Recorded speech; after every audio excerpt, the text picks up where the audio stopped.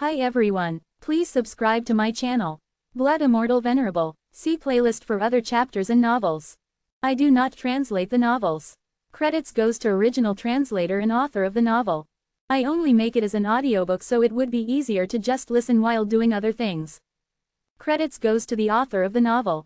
I convert stories to audiobook for mental health, for multitasking purpose, for accessibility and time saving.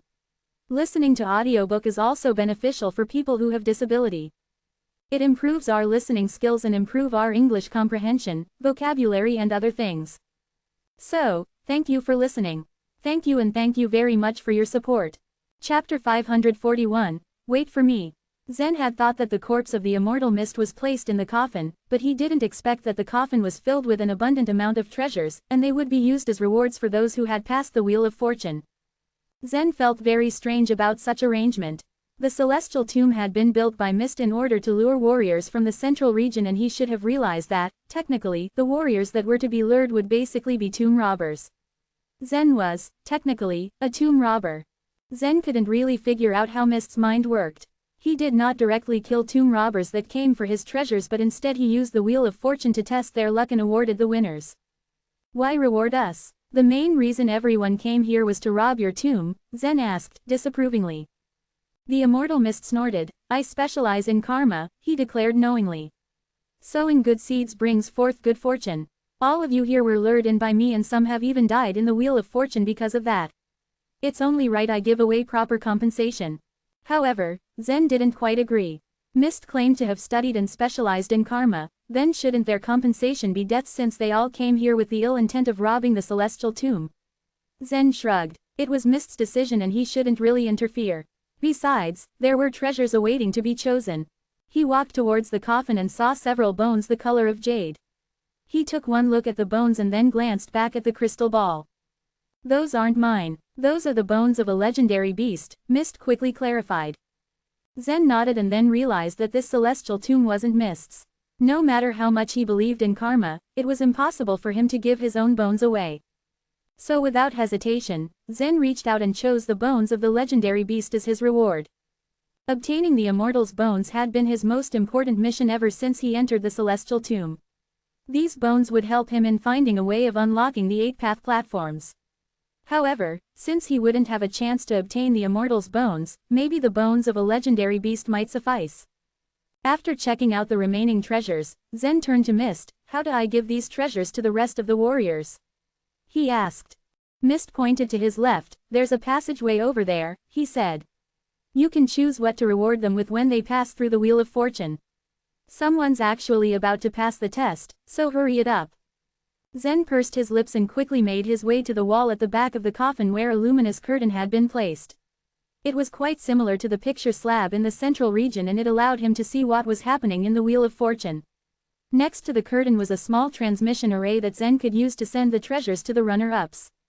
The situation at the Wheel of Fortune had taken him aback.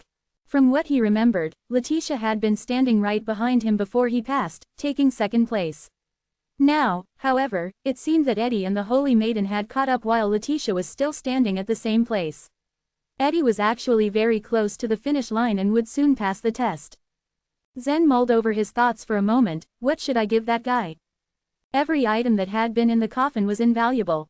His eyes suddenly landed on a short sword that had been lying among the piles of treasures. Zen's face suddenly darkened as he held the sword in his hand. The sword was a sacred weapon and he was dang well not going to give it to his greatest nemesis. He gripped the sword tight and stealthily slipped it into his space ring before pulling out a low-grade mysterious weapon from it. This weapon was the one he gathered to refine the heavenly essence in Central Region.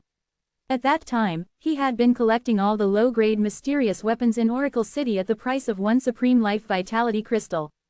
At that moment, Eddie had just thrown a 4 and had seemed to just pass the Wheel of Fortune. Without any hesitation, Zen threw the low-grade mysterious weapon into the small transmission array. Buzz! The moment he threw it onto the transmission array, the short sword quickly vanished and was delivered to the runner-up. Since Zen had taken the first place and had passed the Wheel of Fortune before him, Eddie had acknowledged that the young man's luck truly was better than his. However, that didn't mean his luck was bad altogether. At least, among the masters in the central region, no one had surpassed him in terms of luck. Just now, he had also passed the Wheel of Fortune and now he was awaiting his reward. Zen could be lucky this time, but he posed no threat against Eddie. He was sure that he could kill him sooner or later. After walking through the last disc, Eddie arrived at a passageway. At the end of the said passageway was a transmission array wherein a piece of treasure awaited. Eddie's eyes flashed with excitement. He quickly walked forward but halted in his tracks to find the disappointing short sword lying there. Is this the reward? He scoffed. A low-grade mysterious weapon. What is this? He couldn't believe his eyes. Any random reward that appeared in the Wheel of Fortune had been tens of thousands of times better than this low-grade mysterious weapon. This was no better than trash in Eddie's eyes. How could such a dismal weapon appear at the tomb of a majestic immortal?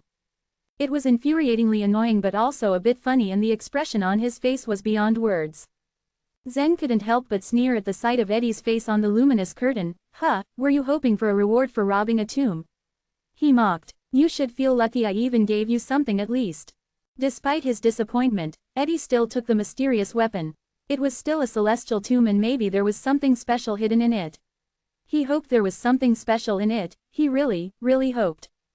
Mist did not know whether to laugh or cry upon seeing this scene.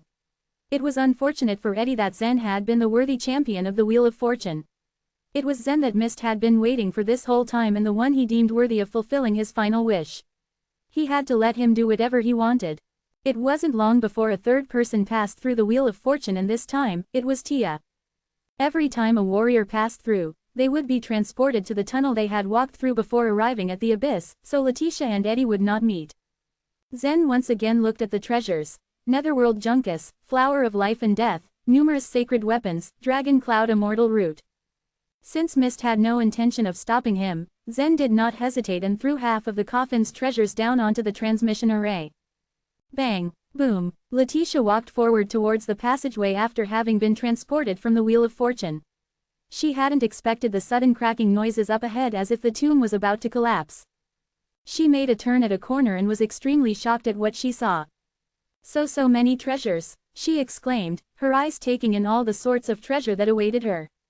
One, in particular, had her gasping, Flower of Life and Death. And not just one, four flowers of life and death.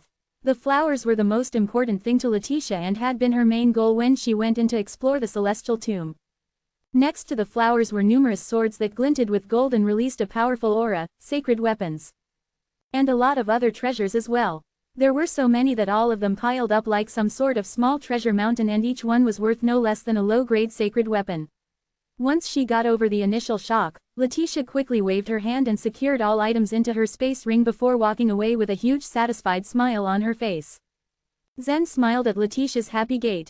He thought that he should at least say goodbye to her before he left, but he didn't really know what to say. He didn't know how long this trip would take him before he could come back.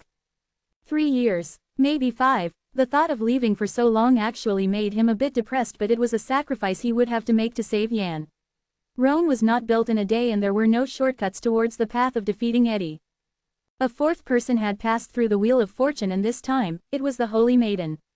Zen narrowed his eyes at the woman who had almost killed him in cold vengeance earlier. Zen casually took out another low-grade mysterious weapon from his space ring. It was a huge hammer. He immediately threw it onto the transmission array wherein it appeared at the passageway. The Holy Maiden still sported a sour face, no doubt still mourning the prince's recent death. Walking at the end of the passageway, she finally came upon a huge hammer. Her brows furrowed. A mysterious weapon, she whispered in disbelief.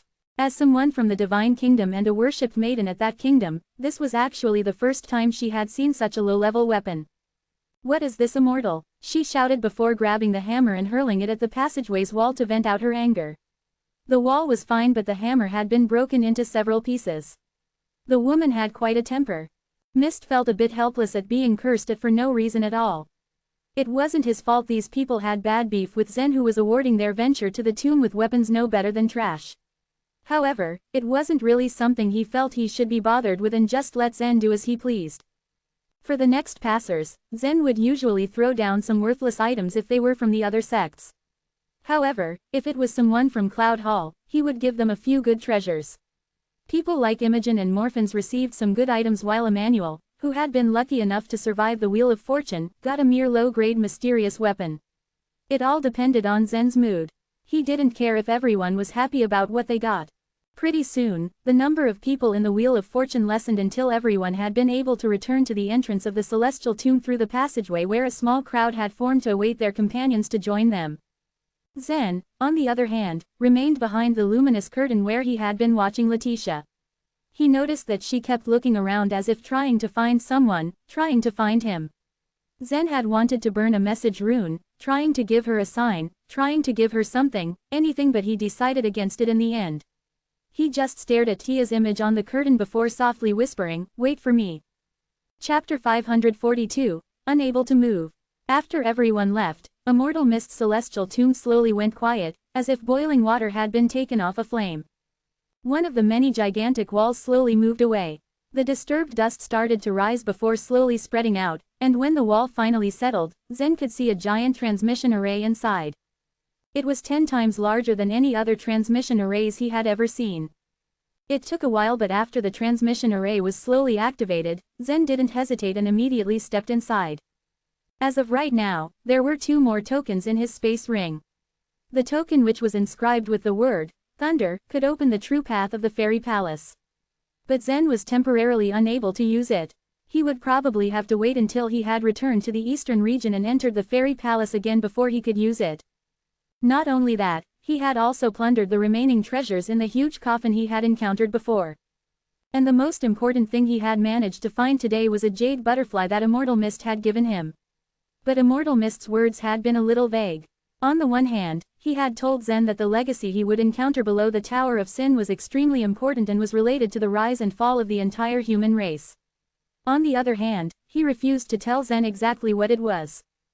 All he had explained was that after entering the bottom layer of the Tower of Sin, possessing a jade butterfly would give Zen a certain probability of activating the inheritance. However, his destination as well as his journey was extremely dangerous. That was one of the reasons why Immortal Mist had chosen a person with such great luck for it. Those who were blessed with a great luck were known to be extremely tough and robust. It was extremely difficult to kill them, and even the chance of them dying naturally was quite low. Zen had always been in danger and managed to survive every time. This was solid proof that he was blessed with the great luck required for such a journey. I have already told you everything that you need to know. Although you are faithful enough to lead the world of chaos, it doesn't mean that you will not die. Your luck only makes it very difficult for you to die. There have been instances in history where warriors with the same kind of blessed fate have died, so you should be careful. What happens now is dependent entirely on what your luck decides, Immortal Mist concluded. Zen nodded heavily. He must cherish his life and be careful, as the fates of Yan and the entire Cloud Hall were now tied to his own. Even though Eddie could not break the Cloud Hall's enchanted barrier for now, it did not mean that he was locked out forever. If he were to find another warrior who possessed a purple power body, the situation and balance of powers in the central region would drastically change. What was more, the Holy Maiden of the Divine Kingdom wasn't going to let him off the hook so easily. Therefore, Zen was in a bad situation, and he was pressed for time too. "Ready?" Immortal Mist asked. "Yes," Zen nodded. The next moment, several streams of incandescent light poured down from the top like mercury. They flowed along the massive transmission array, outlining a massive pattern. When the light had reached every single part of the transmission array, it suddenly erupted out with an intense radiance. Arg! Zen felt a powerful force pull him from where he was standing, as if a giant's hand grabbed him tight, and was throwing him into the huge transmission channel above. Zen's surroundings turned from a calm, natural environment to a dazzling blue. The transmission channel he was in right now was several times larger than the ones he had ever seen before, and he was shuttling through it at an extremely fast speed. Dang it! Space windstorm again. Long-distance teleportation arrays were bound to suffer from some unstable spots, and it was precisely at these weak spots that intense space windstorms would arise. The first time he had encountered a space windstorm, Zen had meekly hidden behind Kenneth. Later on, he had managed to comprehend a bit of space law. Today, Zen naturally did not fear such an ordinary space windstorm. His figure flashed with a dazzling light, and like a nimble fish, he dove right into the heart of the space windstorm. Somehow, it was unable to harm him a single bit. The space windstorm was incomparably massive, and as Zen dove through it like a dolphin swimming through the ocean, he was able to sense the space law with ease. Though he had comprehended the first level of the space law, using it allowed him to cross over a very short distance only. The longest he could travel was only about 100 feet, and if he wanted to cross even farther, he needed to comprehend the second level of the space law. Initially, Zen thought that he was in a level 2 windstorm and therefore, could comprehend the second level of the space law. However, after entering inside, he discovered that the space windstorm he was in was formed with the level 1 space law power only. Since he was unable to comprehend the second level of the space law, Zen was inevitably a little disappointed.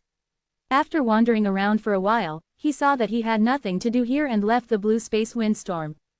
However, just as he left the blue space windstorm, he saw a massive purple space windstorm in front of him. That is, the purple space windstorm was streaked with several lines, and the space law power contained within it was far beyond Zen's imagination. His heart tightened at the sight. Before he had a chance to dodge, he was pulled inside by the purple space windstorm. Crack, crack, crack.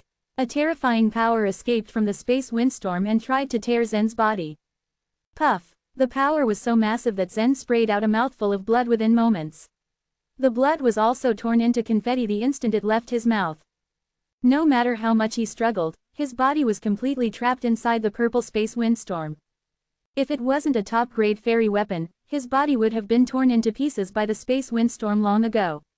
But even though it could withstand the tearing power it was facing with difficulty, the pain was still unbearable. And since he had accidentally fallen down into the purple space windstorm, the injuries he was sustaining were even more severe. Which level is this space windstorm at? How can it be so strong? To be perfectly honest, Zen was a bit scared. He hadn't thought that he would encounter such a powerful space windstorm in the transmission channel. As the power of space windstorm twisted and strangled him, Zen slowly lost his consciousness. Much like a dead body in the ocean, he followed the waves of the space windstorm, silent and unconscious. Time went by slowly. In a continent far away from the sky northern region, a huge whirlpool suddenly appeared in the sky. The whirlpool seemed to be a tear in the fabric of reality since one could hear distant explosions and rumbles from within it. The birds and the beasts hiding in the forest below immediately jumped into the sky and ran asunder. Bang! A figure shot down from the whirlpool and landed heavily on the ground. It immediately sent up a large cloud of dust into the air the moment it landed, and at the same time, it created a huge crater too. Lying motionless in the crater, Zen stared blankly at the sky. That purple space windstorm was so powerful that even though his body was a top-grade fairy weapon, he was still unable to resist its pull and had lost consciousness. Although he had successfully passed through the space channel, his body was still severely injured. As of right now, he could not move at all. He could only open his eyes and stare blankly at the clouds that were gradually floating around in the sky. This is terrible, Zen thought. As he lay in the crater, his vision was extremely narrow. He didn't even know where he was. About 4 hours later, a small head popped out of the edge of the crater. It was a little boy about 8 or 9 years old. He looked strong, and his eyes were full of spirit. Zen wanted to open his mouth to speak, but found that he couldn't even utter a sound. As for circulating his life vitality, that was even more impossible. Lori, look! The boy was still looking at Zen and there was no trace of fear in his eyes as he called someone to come and see. Pretty soon, a girl, also of his age, stuck her head out of the edge of the crater too. Her big eyes blinked twice, and her face revealed a terrified expression. He's still alive. I'm going to tell my dad. Shish! The boy stared at Zen and stopped the girl. Don't tell your dad. I have a gift for you. The girl asked curiously, what is it? The boy slowly slid down the edge of the crater. He was extremely agile. After sliding down to Zen's side, he reached out his hand and took off the ring on Zen's chest. Zen's gaze immediately turned cold. That was Letitia's space ring. Apart from the fact that it contained almost all of Zen's wealth, the ring itself was also very important to him. The problem was that right now, Zen couldn't even move, let alone stop a child from taking his space ring.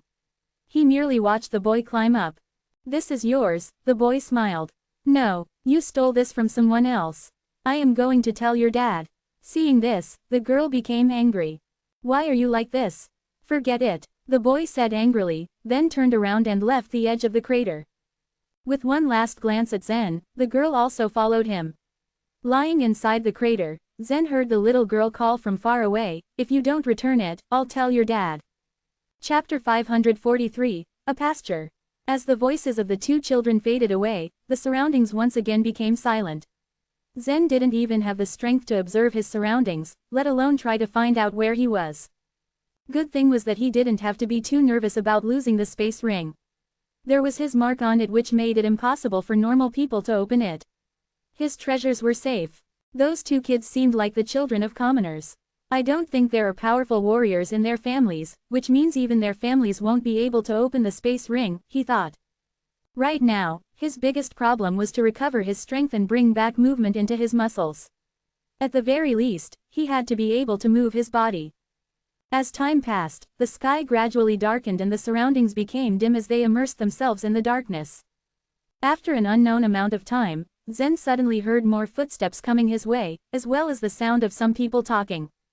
Is he here? Yes, Dad. Quick, go take a look, but be careful. Soon after, Zen saw a yellow light appear at the edge of the crater. Several burning torches and a few middle-aged men were peeking curiously at him from the edge of the crater. They are not warriors, Zen thought. One of them stuck his head out and asked, "Who are you?" Zen merely blinked, unable to utter a word. "Bring him up first," another man ordered. Immediately, two middle-aged men climbed down from the edge of the crater curiously. One of them tied a rope around Zen's body and threw the other end of the rope over the edge of the crater as he shouted, "Pull." Zen did not move an inch. Why is he so heavy? Someone remarked in surprise. Although Zen was tall, he wasn't a strong-built man. According to their estimates, he should have only weighed slightly more than 100 pounds. There were 4 adults tugging at the rope, but they failed to move him even one bit. What they didn't know was that Zen's body had been refined several times and was now a fairy weapon, so the densities of his body and bones were far greater than those of an ordinary person. In fact, during the process of cultivation, the density of warriors' bodies and bones increased constantly. Otherwise, their bodies wouldn't be able to withstand the strength of millions of pounds. What was more, Zen's body was much heavier than that of an ordinary warrior. Those people eventually figured out a way to move Zen. They whispered among each other and after a while, Zen heard someone's whip suddenly whip the air. Cock, he then heard the sound of a horse's hoof. The force tugging the rope finally pulled Zen out of the crater. The surroundings were pitch black now, but the darkness wasn't a hindrance to Zen's vision. After being washed by the sap of the divine tree, his eyes could easily overcome the obstruction of darkness. Unfortunately, Zen was unable to move freely and could only allow himself to be placed on a cart. Once he was safely placed on the cart, he heard the sounds of 4 horses pulling him as they slowly moved forward.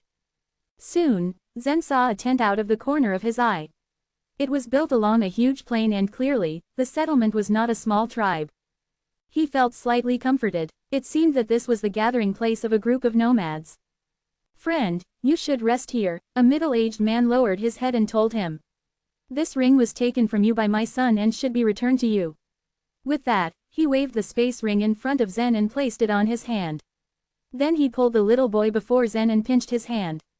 "As for my child's theft, I've already taught him a lesson. You, apologize to this uncle," he ordered the boy. "Sorry." The little boy seemed to have been crying for a long time, since his voice was a little hoarse.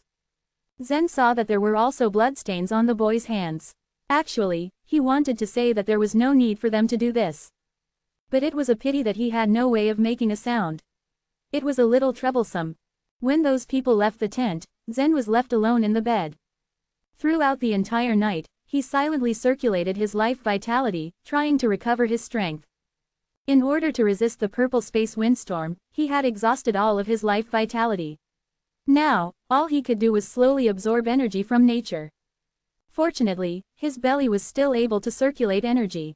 As his life vitality condensed, it was initially like a clump of purple fog that was slowly rotating inside his belly. Then, it began to circulate along the meridians in his body. After he had been sucked into the purple space windstorm, a large amount of space law power had penetrated his body and had been trapped within his meridians. If he were an ordinary warrior, he would have been paralyzed. However, his physique was special. Although his meridians were completely blocked by the space law power, the interior of his body was not damaged. He only needed to remove the space law power from his body, and then he could move. However, it was not an easy task to remove the space law power. Zen was going to have to expend some of his power to do so. After a night of rest, he was able to remove all of the space law power from his spine. Although his body was still immobile, he could at least move his neck and speak. Early in the morning, the tent was opened. It was the little girl who was holding a pancake and a bag of water. Just as she was about to feed the pancake to him, Zen suddenly asked with a smile, "What's your name?" She stared at him with her watery eyes, completely stunned for a moment, and then shouted, "Dad, this freak can speak now." Freak. Zen didn't know whether to laugh or cry. The moment she finished speaking, the tent was opened up once again by a number of middle-aged men who had saved him yesterday. "Young man, you're awake?" The middle-aged man in the lead asked him. "What is this place?" Zen asked curiously. A strange expression appeared on the man's face. He asked in bewilderment, "This is the ogre's pasture. You don't know?" "Ogre's pasture?" A look of suspicion appeared on Zen's face. "What do you mean?" The man revealed a helpless smile. "A pasture is a pasture. What other meaning could there be?" Zen was even more puzzled. If this was the ogre's pasture, why were there human herdsmen? Although the ogres were much civilized than the demons and the ogres even had their own writings and cultural heritage, they were still a completely different and violent race. How could they live in peace with the humans? Furthermore, judging by what Immortal Mist had said, this continent was a chaotic world, and it was even more impossible for such a thing to happen. Just at this moment, Zen suddenly heard someone shout from outside, "They are here. The ogres are here. Guys, get out of the tents." The middle-aged man nodded at Zen and told him, "I'll be taking my leave first. The ogres have come to the pasture to pick people. According to the rules, we all need to go out." The cover of the tent was still open, and Zen turned his head to the side to see that not far from him, there was a group of 700 to 800 people standing neatly together on a field. There were both old and young, and women and children in the group. In front of these people, there were two tall ogres. They were all grayish-brown in color and were around 10 feet tall. Two long fangs protruded from their mouths. Clearly, they must be the ogres that the announcer had spoken of. Zen had seen ogres before, during the blooded test. The last level 5 unreal beast Zen had killed was an ogre too. The two ogres moved around the crowd of people, and then one of them said arrogantly, "Today is the governor's birthday. A banquet is going to be held. We need 5 people." The middle-aged man looked troubled. "My lord, aren't 5 people a little bit too much? No bargaining. We need young people this time. You and you. That little girl is not bad. She looks fresh and delicious. Bring her along as well." The ogre pointed at the little girl. When the middle-aged man heard this, his expression became even more troubled. "Sir, she doesn't qualify. The governor said that he didn't want little girls under 14. Why do you care so much? And whatever. Today, the governor is very happy for his birthday, and he wants to eat something tender." Ha ha. As he spoke, he threw out a rope towards them. The little girl wanted to escape, but there was no way she could escape the ogre's rope. She was instantly trapped. Zen narrowed his eyes at this sight. A trace of killing intent appeared in his eyes. He finally understood that this was indeed the ogre's pasture. Humans were not the herdsmen, but the animals. Ogres cultivated and ate humans. Chapter 544, Resist. In the humans' pasture, cattle and sheep were kept as livestock. They would be fattened up and then killed and cooked for food. In the ogre's pasture, humans were kept there like cows and goats, and they would be slaughtered when they were grown. The Immortal Mist had once said that this continent was extremely chaotic and humans were not the dominant race of this continent. It was not until this moment that Zen finally understood how weak humans were in this continent. Ahem. Zen suddenly coughed. The two ogre envoys had sharp ears. They turned around, sensing that there was someone in the tent not far away. "There's one missing. Didn't I tell you to summon everyone?" the ogre envoy said in an apparent tone of surprise. The middle-aged man replied, "Sir, it is an outsider." "Outsider? Is he from another pasture?" One of the ogre envoys strode towards Zen. As Zen lay on the mattress, unable to move, his eyes stared coldly at the ogre. Traces of killing intent began forming in his eyes. In the central region, the world was ruled by humans. What Zen had fought against were humans in battles. But on this continent where ogres ruled, Zen suddenly felt a strong sense of human identity. Those who are not our kin are sure to have a different heart. Zen had never been as sympathetic to this phrase as he was now. This guy seems to be severely injured. Count him in too." The ogre envoy flipped open Zen's tent, took out a noose, and came forward, intending to wrap it around Zen's head. Just as that rope was thrown out, a wisp of soul suddenly shot out from Zen's mind and probed into the ogre envoy's mind. It tore apart the ogre's soul and crushed his mind. Everyone saw the ogre envoy grab the noose in his hand, but suddenly, his entire body shook. He then froze, standing there motionlessly. The ogre had his back facing them. In fact, the crowd did not see that brown blood was flowing from his eyes. This ogre was already dead. A gentle wind blew, causing the ogre to fall backwards. His tall body hit the ground with a heavy thump. The other ogre envoy was shocked to see this. "What's going on?" he said fearfully. The humans also looked at each other, not knowing what had happened.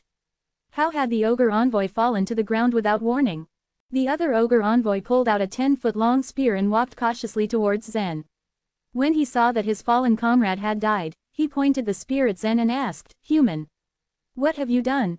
A hint of mockery appeared on Zen's face as he replied calmly, "I killed him." "You killed him?" Disbelief was written all over the ogre envoy's face. This human looked so weak.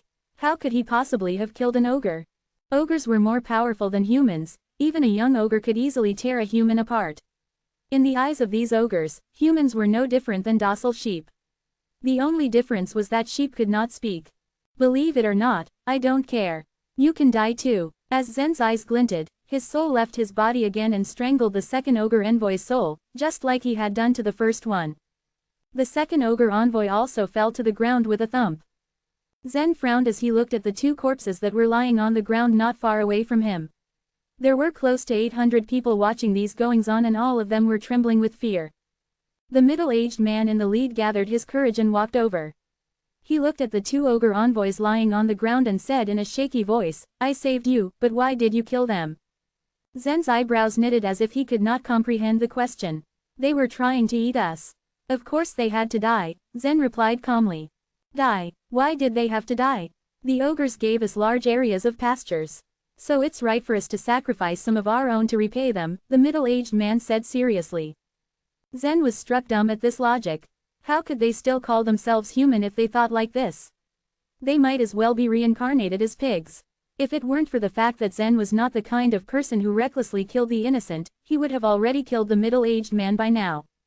"That's right. The ogres treated us quite well, and they even brought us food in the cold winter. How could we disobey them? The two ogre envoys are dead now. We'll all be doomed. Only 5 of us were supposed to die, but now several hundred will die. What should we do?" The onlookers seemed to agree with what the middle-aged man had said. Zen's eyebrows furrowed deeper. These people had been kept there for a long time and really thought of themselves as the ogres, livestock. The problem was that usually, livestock didn't have brains. But did this group of humans have no brains either? Zen didn't want to look at the helpless faces of these people, so he simply closed his eyes. He would rather focus on activating his meridians. Someone stepped out of the crowd at this moment and said, "Dad, I think he's right. Why should we allow them to eat us? Just because they own this pasture?" Zen's eyes flew open at the voice and came to rest on a boy who was standing before the middle-aged man and was holding a sharp wooden stick. "Shut up. You know nothing. Our ancestors have lived here for generations, and we only need to contribute a few people during festivals so that we can live. How would we survive if we don't give ourselves to them?" The middle-aged man lectured. As he looked at the lifeless ogres lying on the ground, he heaved a conflicted sigh. "I'm afraid they will kill us all, now that 2 ogres have died. Haven't you thought of resisting?" The young boy's eyes were blazing with fury. "Resist? Resist ogres?" The middle-aged man glared at him. "Isn't that the same as courting death? We are going to die anyway. Why should we be lambs waiting to be slaughtered?" the boy said stubbornly. Zen felt slightly gratified at the boy's words. Not all humans here were cowards, after all. There was finally one who had the backbone to stand up to the ogres. These humans were livestock, reared by the ogres to be slaughtered for food. But humans were intelligent creatures. It was impossible for them to live like cattle or sheep which would only struggle when a knife was held to their necks. Someday, people would rebel. Unfortunately, these humans were too weak. "Boy, what's your name?" Zen asked. "My name is Craig," the boy replied. His respect for Zen was obvious, probably because he had seen Zen kill 2 ogre envoys in the blink of an eye. "I'll teach you how to resist," Zen said lightly. "Really?" Craig looked excited and expectant. "Will you teach me what you did just now?" "That magic?" He probably thought Zen had used some kind of magic to kill the 2 ogres since he hadn't seen Zen move at all. Zen chuckled and said, "No, this is not magic. This is strength. Will the ogres come again?" Yes, Craig replied. Very well, you can watch when they come, Zen told him. The other humans didn't know what to do. Their ancestors had lived in this grassland for generations, so they thought they were destined to be eaten up by the ogres. Although there were some people from the tribe who had thought of rebelling, they had been too weak and no match for the ogres. Such rebels usually died faster. They could come up with no solution even after a long discussion and had no choice but to let it be. They all turned a blind eye to Zen. On the other hand, it was Craig who stayed by Zen's side and protected him with the sharp wooden stick in his hand. During this time, Zen continuously expelled the power of space within his body. Several hours later, Zen felt a tremor coming from the ground. He looked up and saw a group of ogres mounted on large horses galloping angrily towards them. These gigantic horses were nearly 20 feet high, and they had bloodshot eyes. They were clearly not ordinary horses.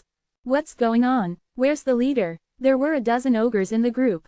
The one in the lead was wearing a heavy helmet and had spikes on his shoulders. He looked extremely intimidating. Save your energy. I was the one who killed these 2 bags of trash, Zen said indifferently. You. The leader of the ogres dismounted and looked at the 2 dead bodies in front of him. His ugly face looked doubtful. Did you kill them? Craig stood on high alert behind Zen, the sharp wooden stick in his hand at the ready. Yes, Zen said, nodding. His head was the only part of him that he could move. How could these humans dare resist? This is interesting. Let's capture him and take him back. The leader of the ogre group waved his hand and said. Following his order, the group of ogres behind him dismounted from their horses and came forward to surround Zen. Chapter 545, The Ogre Governor. In the perspective of the ogres, it seemed to be the case that humans were not much different from grazing animals like cattle or sheep. One of the only disparities between both species would be that human meat tasted a little more tender, albeit it was troublesome to continue consuming them. Humans took aggravatingly longer to reproduce more of their kind, and it was more taxing to cultivate them compared to unassuming cattle herds. Because of this, the ogres would not normally slaughter humans for simple meals or for no reason at all. Rather, they were reserved for special occasions. The ogres kept the humans alive until it was appropriate to slaughter a portion of them during grand festivals and celebratory feasts. Apart from their grand occasions and extensive banquets, the ogres had also begun killing humans for their sacrificial rites, which happened every now and then. It was a complete anxiety-ridden, fearful, and traumatic experience for the human beings on the pasture, as they dreaded the days wherein they would be murdered for the ogres' pleasure. Every time they held such events, a dozen or so people had been butchered for the sake of their rights. From time to time, there were indeed some humans who would rise to stubbornly resist against the imposing ogres. However, that kind of resistance proved to be futile on every occasion and had always resulted to absolutely nothing. It had always despairingly concluded in the same way, even if their defiance stemmed from the need to live. No matter how much they had fought and no matter how desperate the humans had been, they could not change their fate, ending up in the hands of the ogres one way or another. Additionally, those who fought harder and struggled more to resist their impending doom typically died a more miserable and pathetic death, as their rebellious behaviors only angered the ogres more. Lying on the bed, Zen's posture reflected his composure and his eyes looked calm as the tranquil waves of the sea. In the eyes of the ogres, however, Zen merely appeared to be a sheep that could bite, not at all a threat to be concerned over. What they were not aware of was that Zen considered them as ants despite their impressive heights and enormous builds. As the group of ogres advanced towards him, the boy named Craig looked apprehensively with a stick held tightly in his sweaty palm. The boy appeared to be nervous as he made a visible gulp and slightly shivered. What is this piece of wood going to do against them? The young man thought as he gripped the twig closer to his trembling body. Just like the others who had attempted before, Craig initially possessed a sense of courage to resist.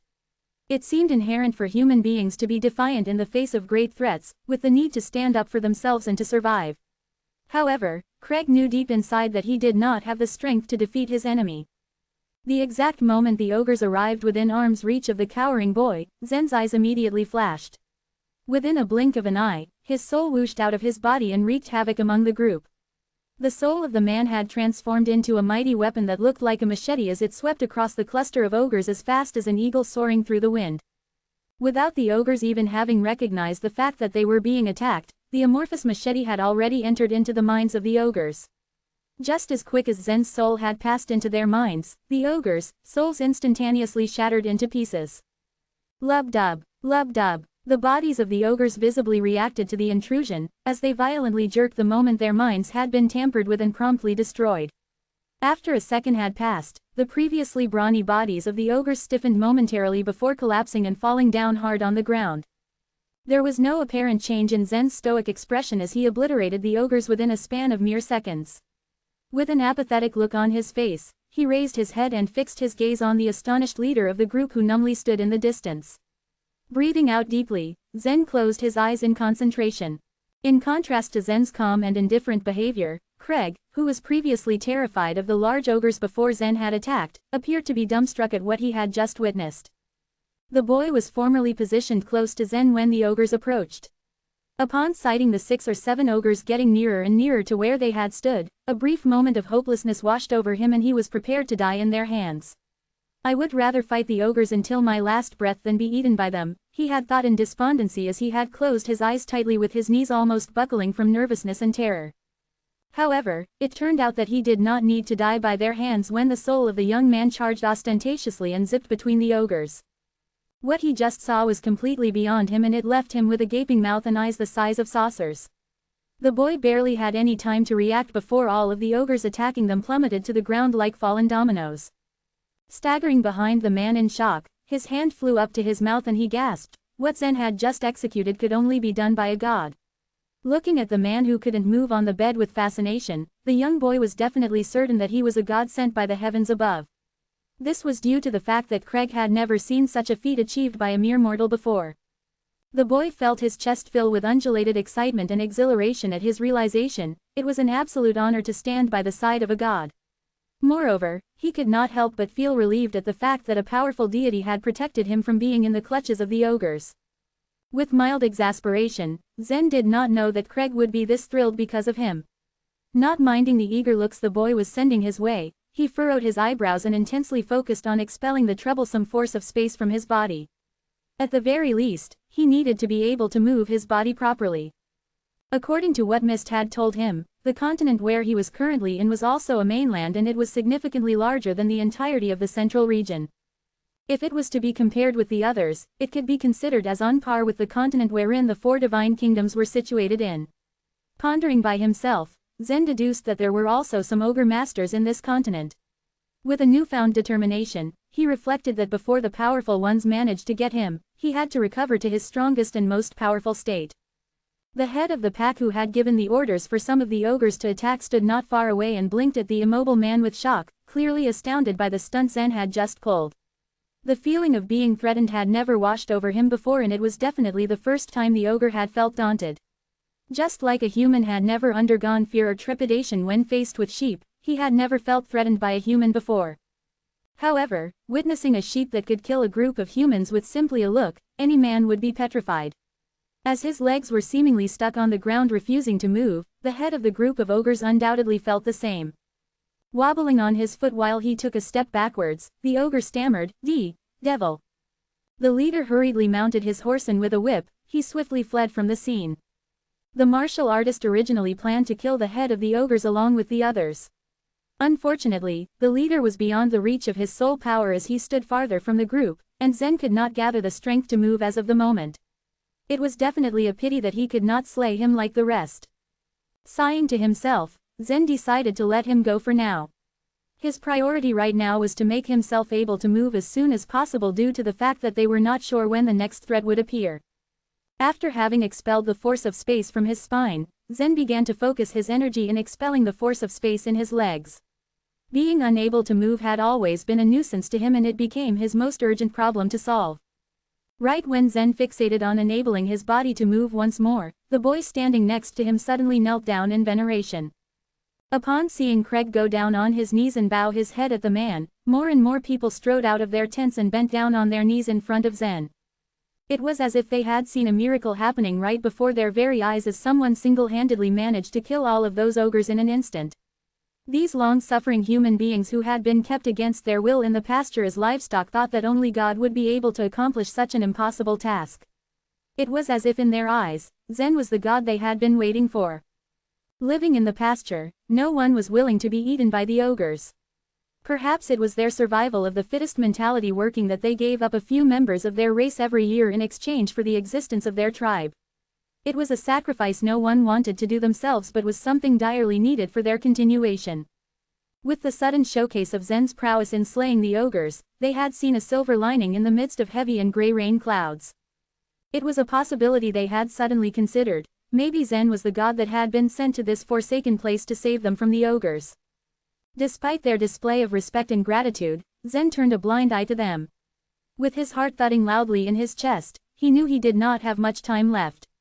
It was evident in his mind that the enemies about to come would be stronger ones, and all he could think about was to recover as soon as possible. A couple of hours had passed by when Zen finally regained his senses in his legs. With the new ability to use the muscles on his legs, the young man turned over slightly and managed to sit upright. At the very least, he was not confined to lying completely still on the hard bed on the ground. 4 more hours later, both of Zen's hands had fully regained consciousness. At the same time, he took out a pill from his space ring and swallowed it unceremoniously. When he passed through the purple space windstorm which had already taken a great toll on him to begin with, his body retained many hidden injuries and deep gashes that were different from the space power remaining on his being. Several hours passed by agonizingly slow as Zen continued to try his best and heal himself from the inside. Blinking his eyes open, Zen scanned his surroundings and his vision picked up on something appearing on the verge of the prairie. It seemed as if the clump-like objects were too far away to identify clearly. Just by where Zen was sitting, it looked more like a black line in the distance. Rubbing his eyes, Zen made sure that his vision was perfect before narrowing his eyes. Leaning closer, Zen finally made out that what he had seen just moments before was a line of numerous ogres who were offensively running towards him. Hundreds, no, thousands of ogres. Zen mumbled as he squinted his eyes further. Although Zen had cultivated the killing way due to his experience of being challenged and provoked, he had not killed that many people up until that moment. Truthfully speaking, he had made sure that the people he slayed were usually those individuals who he thought deserved to die. However, in Zen's line of reasoning, the army of ogres marching towards him were aliens, therefore, they were not the same species as him. Standing up and looking at them with ferociousness, his tone echoed a sense of indifference when he stated with such conviction, "Since all of you like courting death so much, I hope you are ready to be killed and turn into my malicious aura." The reactions of the other humans were much different than his.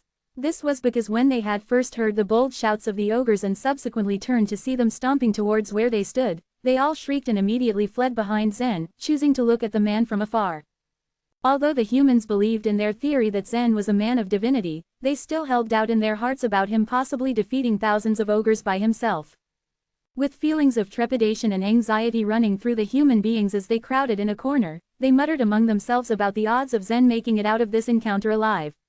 However, they knew that a deity had the ability to work miracles on impossible situations. Although they lacked sense and were ignorant of the outside world, they still had high hopes that Zen would triumph over their doubts and surprise them once more with his strength. Among the faceless mass of ogres, there proudly stood an ogre who adorned himself with a golden helmet and a matching golden armor.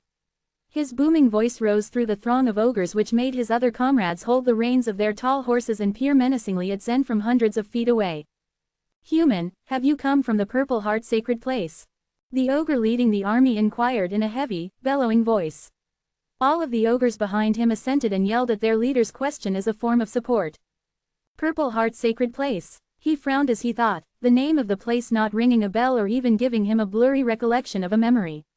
After much consideration, Zen's eyebrows shot up at the realization. Is there a sacred place on this continent? He mumbled to himself as a vague thought started to form in his head. Judging from the ogre's tone and how they had reacted to his demand, the location he had mentioned seemed to be a sacred place created by humans themselves. Perhaps, he had mistaken on one thing. The status of humans on this particular continent was not as miserably low as he had imagined. There was a possibility that more of his race roamed the lands of the strange place. Shaking his head at the threatening interrogation by the leader of the ogres, his expression visibly darkened. "You do not need to know where I come from," he spat out venomously. Chuckling arrogantly, the ogre peered at him with condescending eyes before speaking once more. "I am not interested to know where you come from since you are not from the Purple Heart sacred place." Pointing a stubby finger towards him while the other ogres sniggered behind him, the ogre continued, "I will care no more about who you are. A puny 7th level warfighter like you dared to come to my territory and killed my people. You shall regret facing me and looking for death. After the leader of the army finished his spiel, he then promptly raised his arm and waved his hand as a command for the others to start attacking him. Within a short moment, the ground rumbled as if an earthquake passed by due to the thousands of ogres descending upon Zen hurriedly. Briefly thinking back on what the ogre had called him, he quickly became angry at being titled a 7th level warfighter more than anything. The face of Zen slightly hardened and there was a visible tick on his eyebrow from irritation. While the ogre talked, Zen realized that perhaps he called him the 7th level warfighter because he was at the 7th level of the illuminating soul realm. Maybe this continent has marginally different terms for the realms, he hummed as he mused at the words of the head of the troop. It could also have been possible that only the ogres called realms this way. Facing the ogres who viciously stomped towards him, he inaudibly inhaled and exhaled before preparing himself. The ogres were terribly wrong if they had assumed that Zen would retreat upon seeing their sheer number. Instead, he smirked to himself slightly before steadily walking forward. Cracking his knuckles and stretching his neck from side to side, he grinned at the fact that it was fortunate that they did not know who Zen was, they also did not know what was coming for them. Just then, a soul at the fighting soul realm emitted an extremely strong destructive power that made the field rumble. The source of it was Zen, who had used his soul to crush the souls of his opponents, something that was easier for him to do than using his cultivation to defeat his enemies. All of the ogres who had been savagely advancing towards him trembled and their eyes rolled towards the back of their head. The stallions whinnied in fright before taking off confusedly amidst the chaos as the ogres riding them fell of their saddles and crashed onto the ground. From the beginning of the attack until the end, Zen did not even feel the need to raise his hands even once.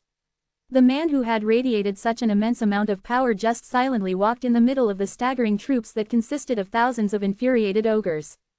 A rogue ogre that emerged from the crowd suddenly waved his wolf fang hammer and stormed towards Zen.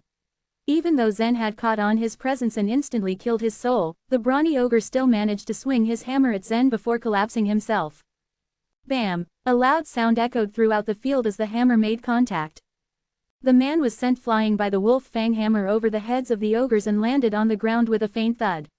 Although he could have been seriously harmed by such an offensive attack, Zen merely brushed off the stray grass on his pants before getting up from the ground unharmed.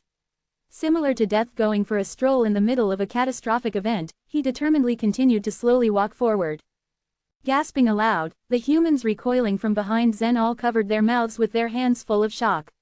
Never before had they seen someone so extraordinary and powerful that could withstand such an upfront attack and survive like nothing had happened.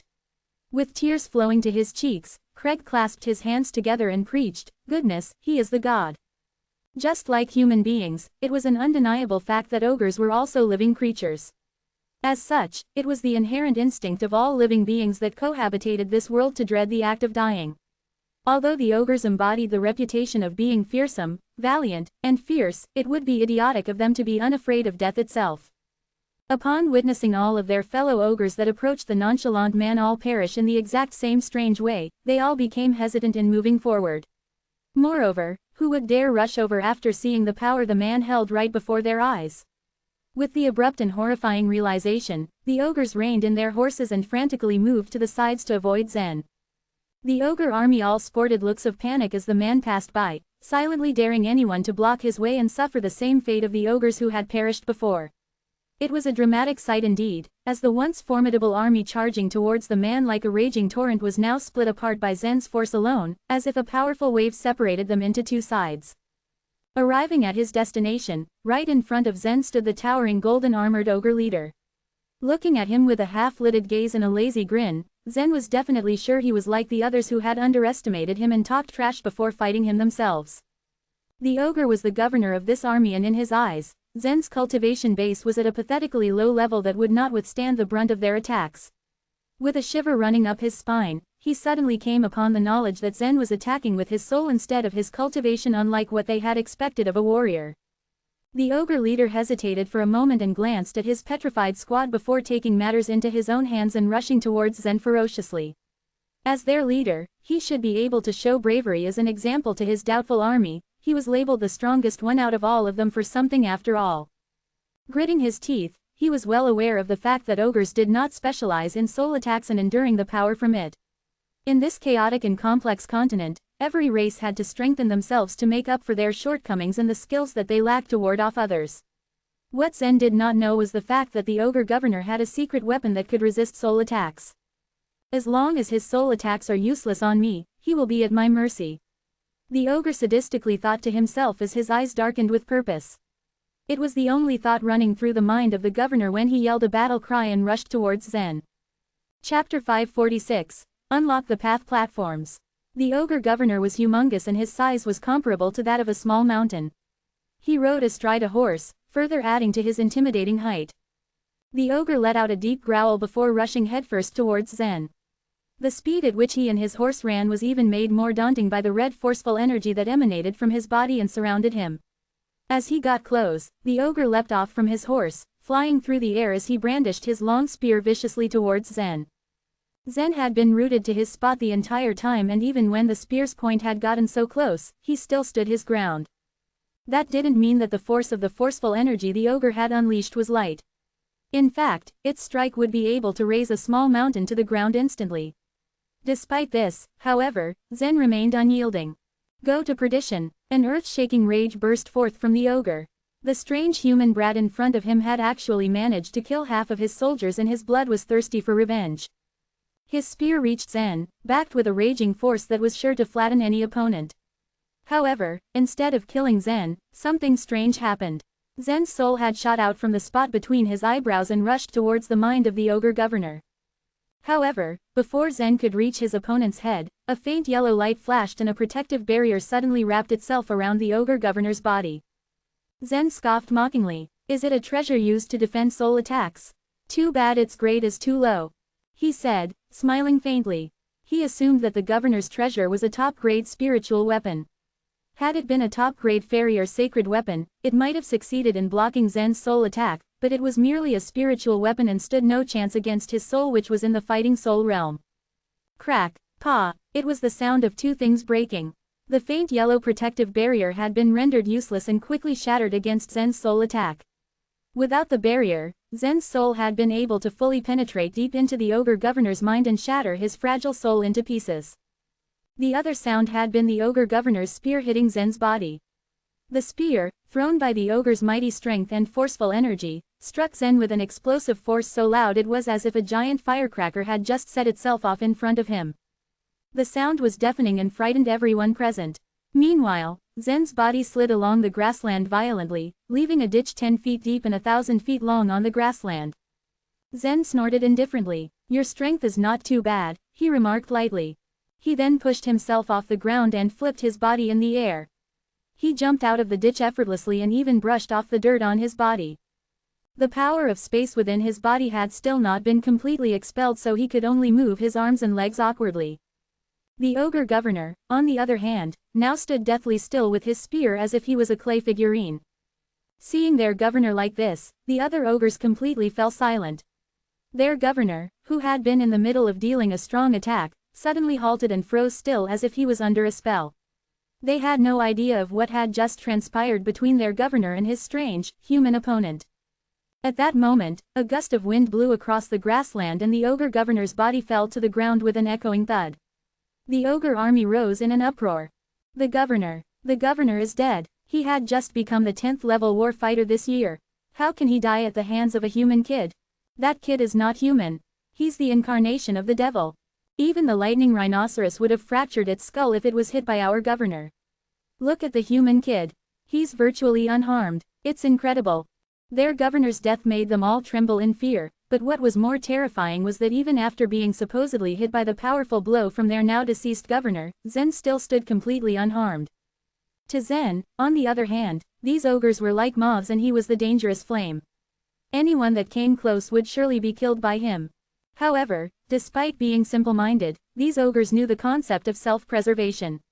After witnessing their commander's death, all of them turned their horses and ran away. The ogre army had arrived so aggressively but left so cowardly, only leaving dead, unwounded corpses in their wake. He defeated the entire army of ogres all on his own. He is our true god. The humans had all gotten on their knees and prostrated themselves on the ground, all groveling in front of Zen. The only ones who did not kneel were the two children that had found him at the beginning. The little boy and girl hid in the corner and only looked at Zen curiously from afar. They were still too young to understand what had happened and what exactly a god was. All they knew was that Zen was an extraordinary person. Zen sighed, "I've killed those ogres, so I don't think they'll come back anytime soon. You can escape now," he suggested. The ogres that had come were most probably a garrison army of the ogre force. After the death of a governor of their army, the ogre force would surely send someone to investigate, and, even if Zen was very confident with his own strength, he didn't think that he'd be able to defeat the force of the entire ogre race all by himself. "We're not going anywhere, we only follow the true gods." Right, only God can guide us. It was important to take note that these humans had been kept within the designated pasture to reproduce and serve as food for the ogres. None of them knew where they were, nor were they aware of other humans that lived outside the pasture. It was understandable that their ignorance and Zen's display of extreme strength had led to the conclusion of him being their god. Zen could feel a headache coming from the way his temples throbbed from annoyance. He had pitied these humans at first because they belonged to the same race. However, the reason why he came to this chaotic continent was not to become a pseudo-god of a tribe but to find the Tower of Sin and accomplish his own mission. He didn't even have the time nor the energy to care about them. Besides, even if he had wanted to protect them, Zen didn't think that he actually had the ability to do so. He might be strong, but he was only one man. However, the way they prostrated themselves in front of him and groveled shook his resolve. He was a man of humanity after all. Zen sighed, "Let's leave this place together then." Technically, it was none of his business whether these people lived or died, but he was not a cold-hearted person. He couldn't just leave them behind. He was now like an oracle to them, and his orders were the orders of God himself. It was no problem mobilizing the tribe. They were nomadic and constantly migrated all over the pasture. Pretty soon, they had packed up their tents and belongings and started their journey. Before they left, the head of the tribe and two strong men had presented a cart to Zen for him to sit on. He did not refuse, since he still had to get rid of the space force within his body and restore it to its peak. Apart from that, he had another more important thing to do, that was to unlock the path platforms. After reaching a certain level in body refinement, one would then have to unlock the path platforms. There were 8 path platforms, each extremely difficult and arduous to build. The Red Dragon had promised Zen that if he unlocked the path platforms, then he would teach him the transcendent divine might. Zen sat cross-legged inside the cart, not really minding the constant rolling and jiggling over the uneven, grassy hills. Life vitality constantly surged through his body, and it took him half a day to get rid of all the space force within him. Zen then gently pressed the space ring on his chest before a bone suddenly appeared on his hand. In the beginning, Zen had ventured inside Mist's celestial tomb with the goal of obtaining the Immortal's bone to unlock the 8 path platforms. However, the celestial tomb wasn't just a loot haven that he had initially thought, but was actually a place Mist had specially designed to select someone with great destiny through the Wheel of Fortune. Though he had won the Wheel of Fortune, Zen was unable to get the Immortal's bone but had managed to obtain a legendary beast's bones instead. The treasures in Mist's celestial tomb were almost on par with the sacred weapons, and each one had great value. Mist had told him that the bones he had chosen once belonged to a cloud-chasing lion. The cloud-chasing lion and the super-legendary beast Kylan were close relatives, with the former being classified as an ordinary legendary beast. Regardless, it should be enough, since Zen didn't think he could use the bone of a super-legendary beast for refinement anyway. The 8 path platforms were as follows: the 100 Meetings platform, the Divine Gate platform, the Wind Gate platform, the Energy Sea platform, the Cyan Spirit platform, the Shining Sea platform, the Life platform, and finally, the Death platform. The unlocking of the 8 path platforms served as the threshold for the mastery of the body refinement technique. Though Zen had tempered his body and was already able to form forceful energy, the unlocking of the path platforms shall take him to new heights and allow him to finally learn the transcendent divine might from the Red Dragon. Zen held the bone gently in his hand before willing the violent forceful energy to surge out from his body. Life vitality and forceful energy were two completely different things. Life vitality could be compared to a cloud of mist that became thicker and more refined as one ascended a level. Forceful energy, on the other hand, was extremely viscous and flowed very slowly within the body. It was produced by the warrior himself and could not be transformed from the energy between the heaven and the earth, thus it could not be replenished without limit. The forceful energy infused itself onto the bone and, as it did, a sudden, violent roar echoed in Zen's ears, shocking him greatly. Chapter 547, Warning. This lion's roar originated from the vicious nature of the cloud-chasing lion's bone. Even a creature like a flood dragon that was close to a legendary beast could preserve its vicious nature in its bones for a long time. And here, the cloud-chasing lion was a genuine legendary beast. It was a close relative of another powerful super-legendary beast, the Kylan. When Zen's forceful energy entered the bone, it activated the vicious nature within it. Just as the lion's roar burst out, Zen circulated his life vitality to wrap around the bone, suppressing the vicious nature within. Even though he had forcefully suppressed the sound of the lion's roar by 99%, there was still a weak sound that could be heard. The several hundred people surrounding Zen looked at each other, ashen-faced. Those with weaker physiques trembled as their legs gave way and they fell to the ground. Zen heaved a sigh of relief. If the vicious nature of this bone had really erupted, then none of the surrounding commoners would have survived. After he soaked the bone in the forceful energy, Zen began to refine the bone, continuously absorbing the essence within it. Zen had to form 8 path platforms within his body. He was now using the essence within this bone to forge the 100 meetings platform. A milky white mist appeared between his eyebrows as he continued to absorb the little bits of essence of the bone. One could faintly see a platform slowly forming within the white mist. Even after absorbing the entire bone, the 100 meetings platform still hadn't been built between his eyebrows. Forming 8 path platforms was a difficult threshold for body refiners. It wouldn't be easy even if Zen used the legendary beast's bone. One bone wasn't enough. Zen took out another bone from his space ring. This time, he was much more careful and wrapped his life vitality around it to prevent the vicious nature of the cloud-chasing lion from leaking out. As Zen refined the legendary beast's bones, the mist on his 100 meetings platform gradually dissipated. If he were to close his eyes and look inside, he would see a white path platform standing there. At this moment, the forceful energy, which was originally evenly distributed throughout his body, began to slowly gather at the 100 meetings platform and circulate at a uniform speed. The 100 meetings platform was the foundation of the 8 path platforms. After forming the 100 meetings platform, the speed of producing the forceful energy would multiply, and each of the 8 path platforms in the body refiner's body would have its own use. Once all the 8 path platforms were activated, a body refiner would be able to clash with a warrior at the life and death realm just by relying on the might of the forceful energy. This was only for ordinary body refiners. As for Zen, whose body was now a top-grade fairy weapon, his power was unimaginable as his forceful energy pulsed. During this process, Zen had already traveled quite some distance while sitting on the cart.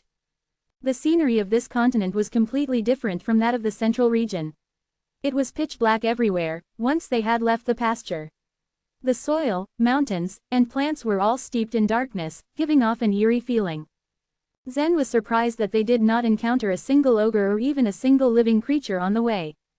But the quieter it was, the more likely it was that danger was lurking in the shadows.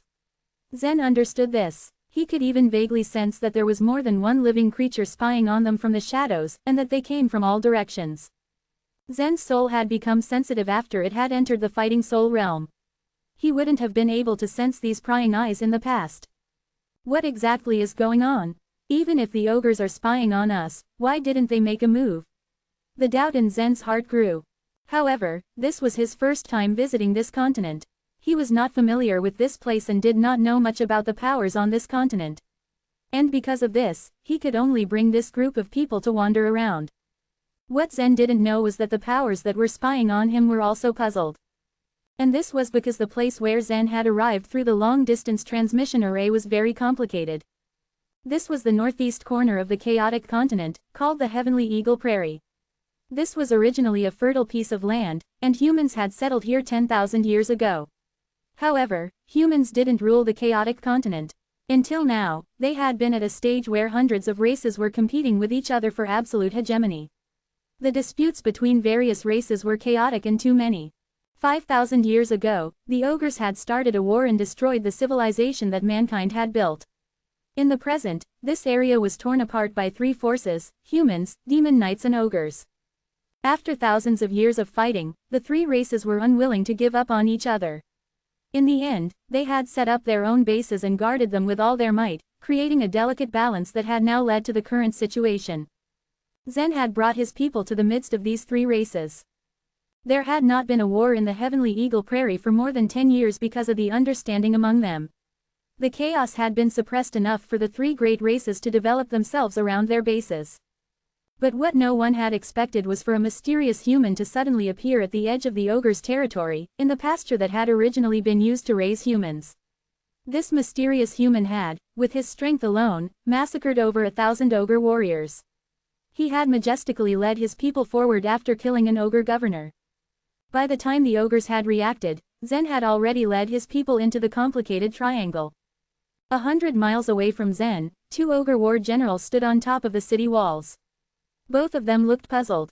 Where did this human kid come from? It is reported that he appeared suddenly in a pasture, without warning. Someone even saw a giant cloud of vitality that day. It seemed to contain the fluctuations of the space channel. Taking away a few humans is a small matter not worth mentioning. I'm just afraid that the kid has some sort of scheme boiling within him. Humans are weak, but they have always been cunning. I think we should stop them. But where he is right now is too complicated. If we were to move, the humans would probably act. I'm also afraid that the Demon Knight would also not be able to restrain themselves. The two ogre war generals were very hesitant, but in the end, one of them said, "Report this to the elder. That brat brings along a group of ordinary people and their speed is quite low. We still have time to consider. It would take Zen less than 5 minutes to cover 100 miles. But this group of ordinary people was slowing him down. And now, it would take several days and nights for this group of hundreds of people to move forward." 200 miles away from Zen, 3 other humans were equally puzzled. They wore armors belonging to the generals of the army. One of them, a middle-aged man with a full beard, sat at the top of a fortress and laughed mischievously. Where did this guy come from? He is clearly only a level 7 war fighter, but he actually went to the ogre's pasture and took away several hundred people. What is he trying to do? Who cares if he's dead?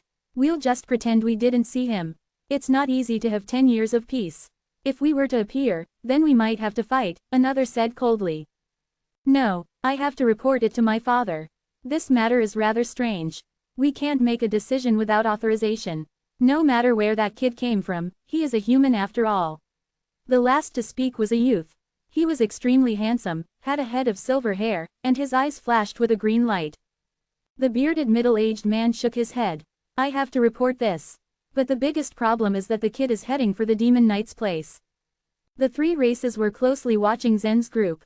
On the first day, they walked 40 miles. On the next day, they walked 45 miles. On the third day, they walked 30 miles. On the fourth day, an arrow, thick as an arm, abruptly shot out from 10 miles away, with a loud whistling sound. It was made from the bone of some fierce beast and extremely special runes flickered on it. The bone arrow was shot from afar. It was aimed at no one and fell to the ground before Zen. Half of the arrow was stuck in the ground. Looking at the bone arrow in front of him, Zen frowned and said, "Is this a warning?"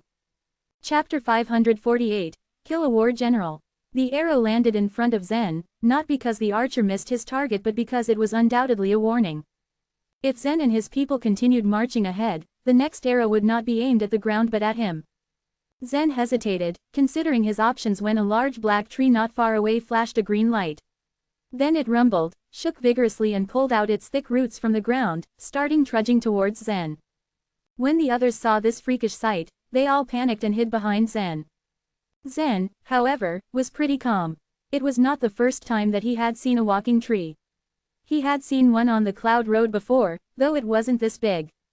The big tree came lumbering towards Zen, waved its thick branches, and said in a deep voice, "Human, leave this place. You cannot pass." It was a warning. Zen would have to change his plans and his route. Zen's gaze flickered. If it were just him, he would have gone anywhere he wanted.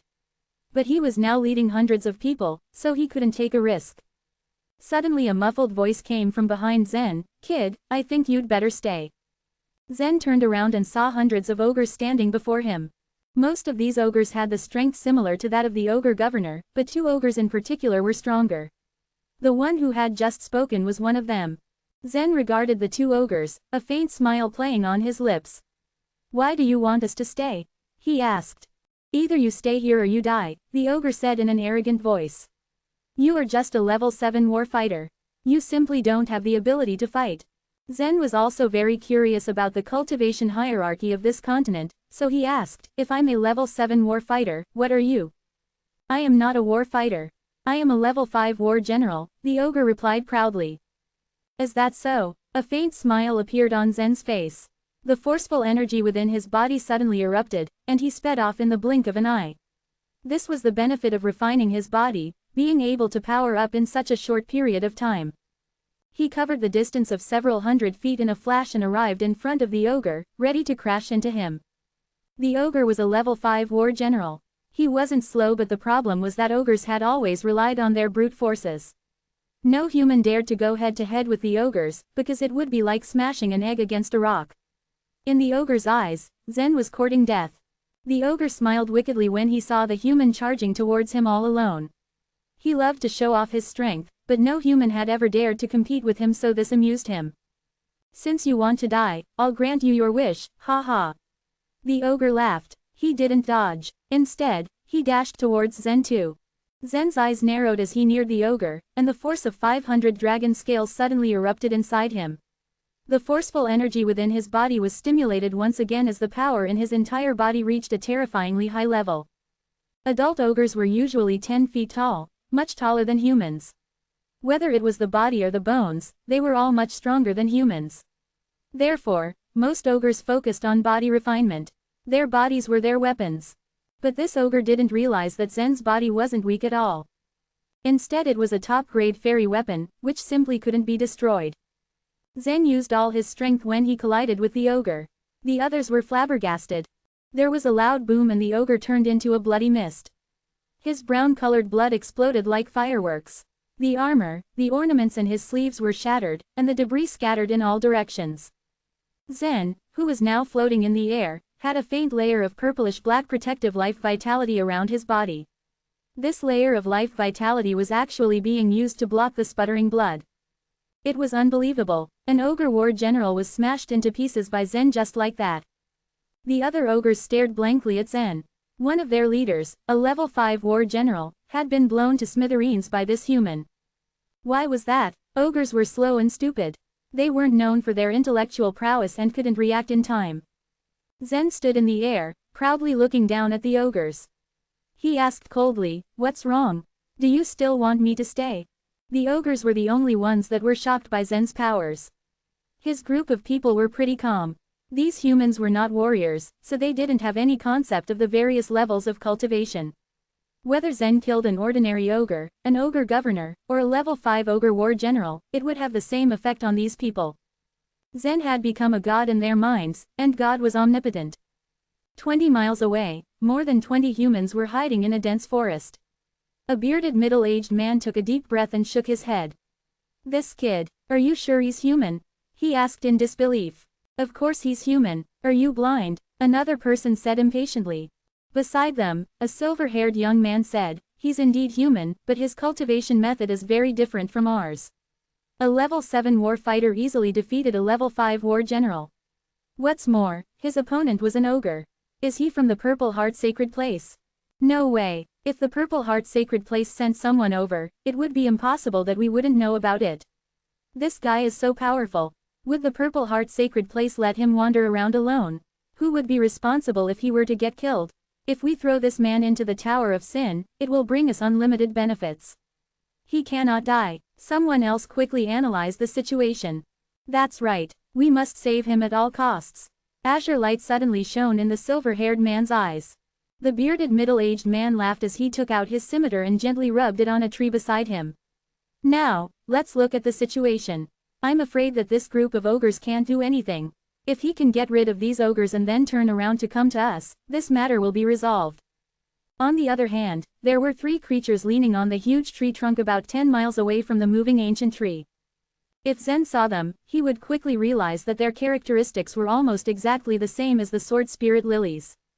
Sharp ears, an almost perfect figure, long and slender legs, they were exactly like the members of the Demon Knight, a race the god had painstakingly created. One of them was a female who was carrying a huge bow made of bone. She was nearly 8 feet tall, but her bow was even longer than her. On her back was a huge quiver containing 5 arrows also made of bones. "That human is very unique," she said nonchalantly. "This entire situation has nothing to do with us. As long as he doesn't step into our territory, it'll be fine," replied another male member of the Demon Knight. Yes, I know, the woman replied, nodding her head. Then she turned and, with the grace of a leopard, jumped up on the tree. Her tall and light body allowed her to effortlessly climb up onto the treetops. It was a long time before the ogres came back to their senses and the gravity of the situation sank in. Their dazed expressions began to change and realization slowly struck them.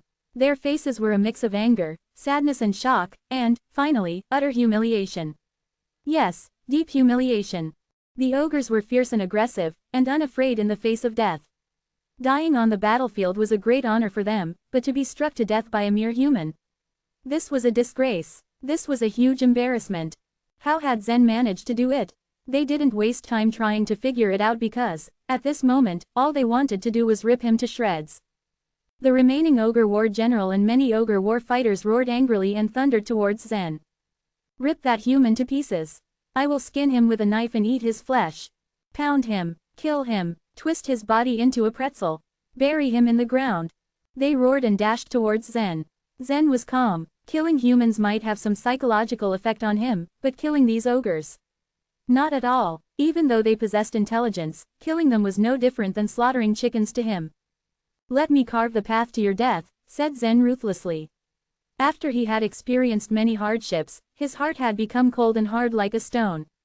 Chapter 549, The Ogre Warlord. Zen had witnessed his family getting killed in a vicious plot and had gone into a state of decline when he was young. The upheaval had left a scar in his mind and he had been unable to find himself for quite a while.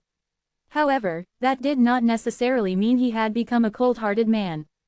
To be honest, he had never expected that after comprehending the consummate sword intent, he would, one day, enter the killing sword mountain and set on a path to cultivate in the killing way.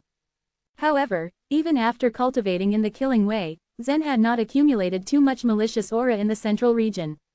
Because he was not a bloodthirsty man by nature, he never killed his opponent unless the latter wanted to kill him. However, in this chaotic continent, Zen wasn't too worried about killing his enemies since they were not humans. The ogres he were facing were an alien race and wouldn't have hesitated to kill him. Go to perdition. Zen suddenly pulled out a sword in his hand, which was a sacred weapon. Waves of sword intent swirled in the air as it shot towards the ogres like a flying shuttle. If one were to compare the bodies of the ogres to that of eagles, then Zen's figure was like a nimble skylark, quickly shuttling back and forth among his prey. He would slightly brush past his enemies and the next moment, they were finished. The ogres fell one after another, hitting the ground with hard, thudding noises, their eyes still wide open in surprise. As they breathed their last breaths, they were all wondering about the human in front of them with puzzlement, trying to understand how a 7th-level war fighter could be so strong. In an instant, half of the 100 or so ogres Zen was facing fell down and bit the dust. And they were not just guard dogs. In fact, the ones who had been killed first were the elites of the ogre race who were 8th level or 9th level war fighters. But somehow, this human was killing them like a farmer would harvest rice. They were nothing right now. Unable to contain himself any longer, the ogre war general let out a furious roar, with a forceful energy bursting out from his huge body in his anger. A pair of huge bronze hammers appeared in his hands, which he brandished and charged towards Zen. Just now, Zen had smashed the 5th-level ogre war general to death. The ogre war general he was facing now was a level higher and definitely more powerful. But that one level did not do the ogre general any good.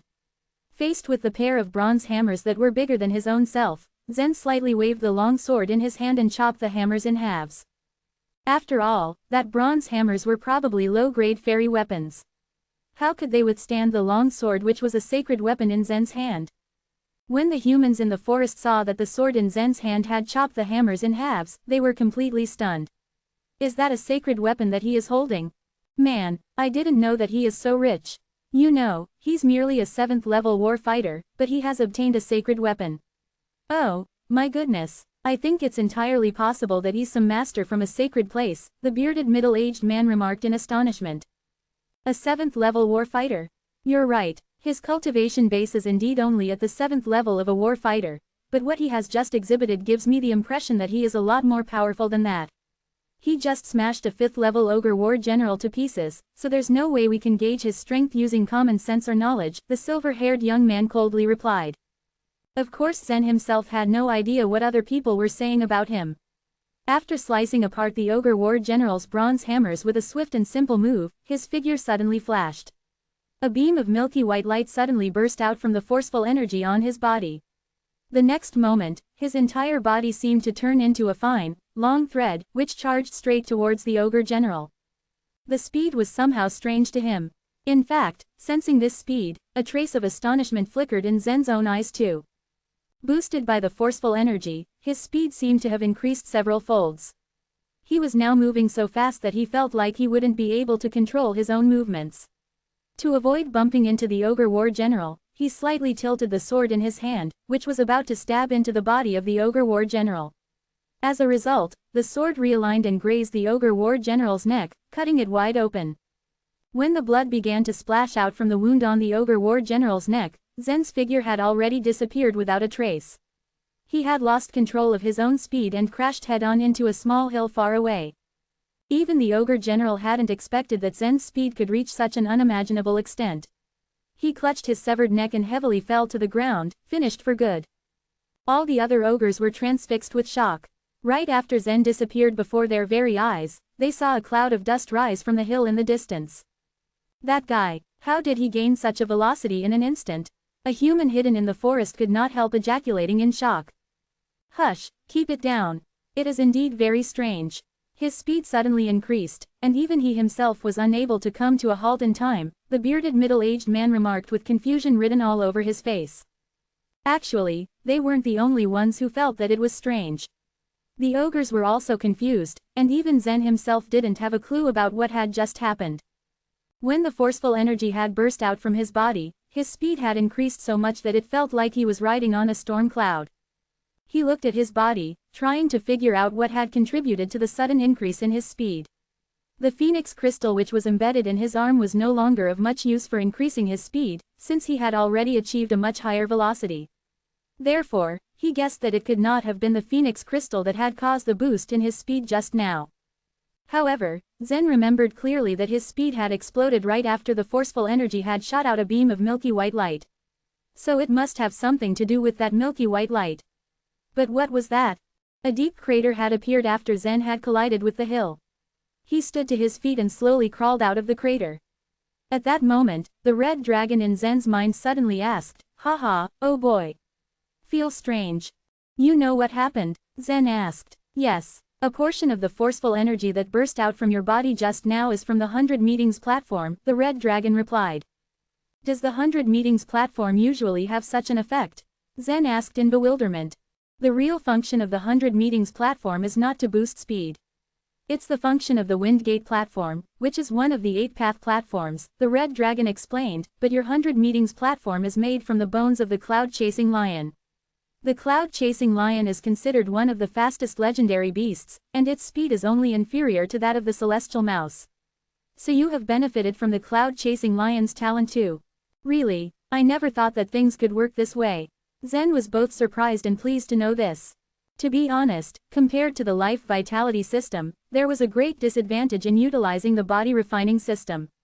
Although a warrior could, in theory, transform the forceful energy into an entity, but because of its slow circulation speed and due to the fact that it was evenly distributed throughout the whole body, to transform it into an entity was extremely difficult to realize. Even if one did succeed in doing that, it was known to be extremely impractical. In comparison, life vitality was much stronger and flexible in its usage. It was also easier to visualize. To top that all, it could almost produce endless power. But the body refining system also had its own unique advantage, and that was the 8-path platforms. The 8-path platforms needed to be constructed by bones. The stronger the bones that were used to build the path platforms, the greater would be the benefit of the construction to the cultivator. This was because for the body refiners, the 8-path platforms were equivalent to 8 chances they had to strengthen themselves. Every time a cultivator completed one path platform, they would inherit the talent or strength of the bones' original owner. Sometimes, some body refiners who had already reached the late stage of the body refining technique felt that the path platforms they had built were not powerful enough, so they would often try to reconstruct the path platforms in order to inherit greater talent and power. When Zen's 100 Meetings platform was unlocked, he was using the bones of the cloud-chasing lion. When Zen had utilized the forceful energy that had flowed through the 100 meetings platform, the cloud-chasing lion's talent had exhibited itself on Zen's body. So in the instant when it had increased his speed, even Zen himself was completely caught off guard. At this moment, there were still dozens of ogres floating around in the sky. From the lesson they had just paid for with blood, they realized that they could not contain this enemy. When they saw Zen slowly fly back, these ogres all scattered away. It was known to all that ogres loved to fight. However, when the humans in the forest saw this scene, they were left speechless in bewilderment. When had they ever seen the ogres be so cowardly?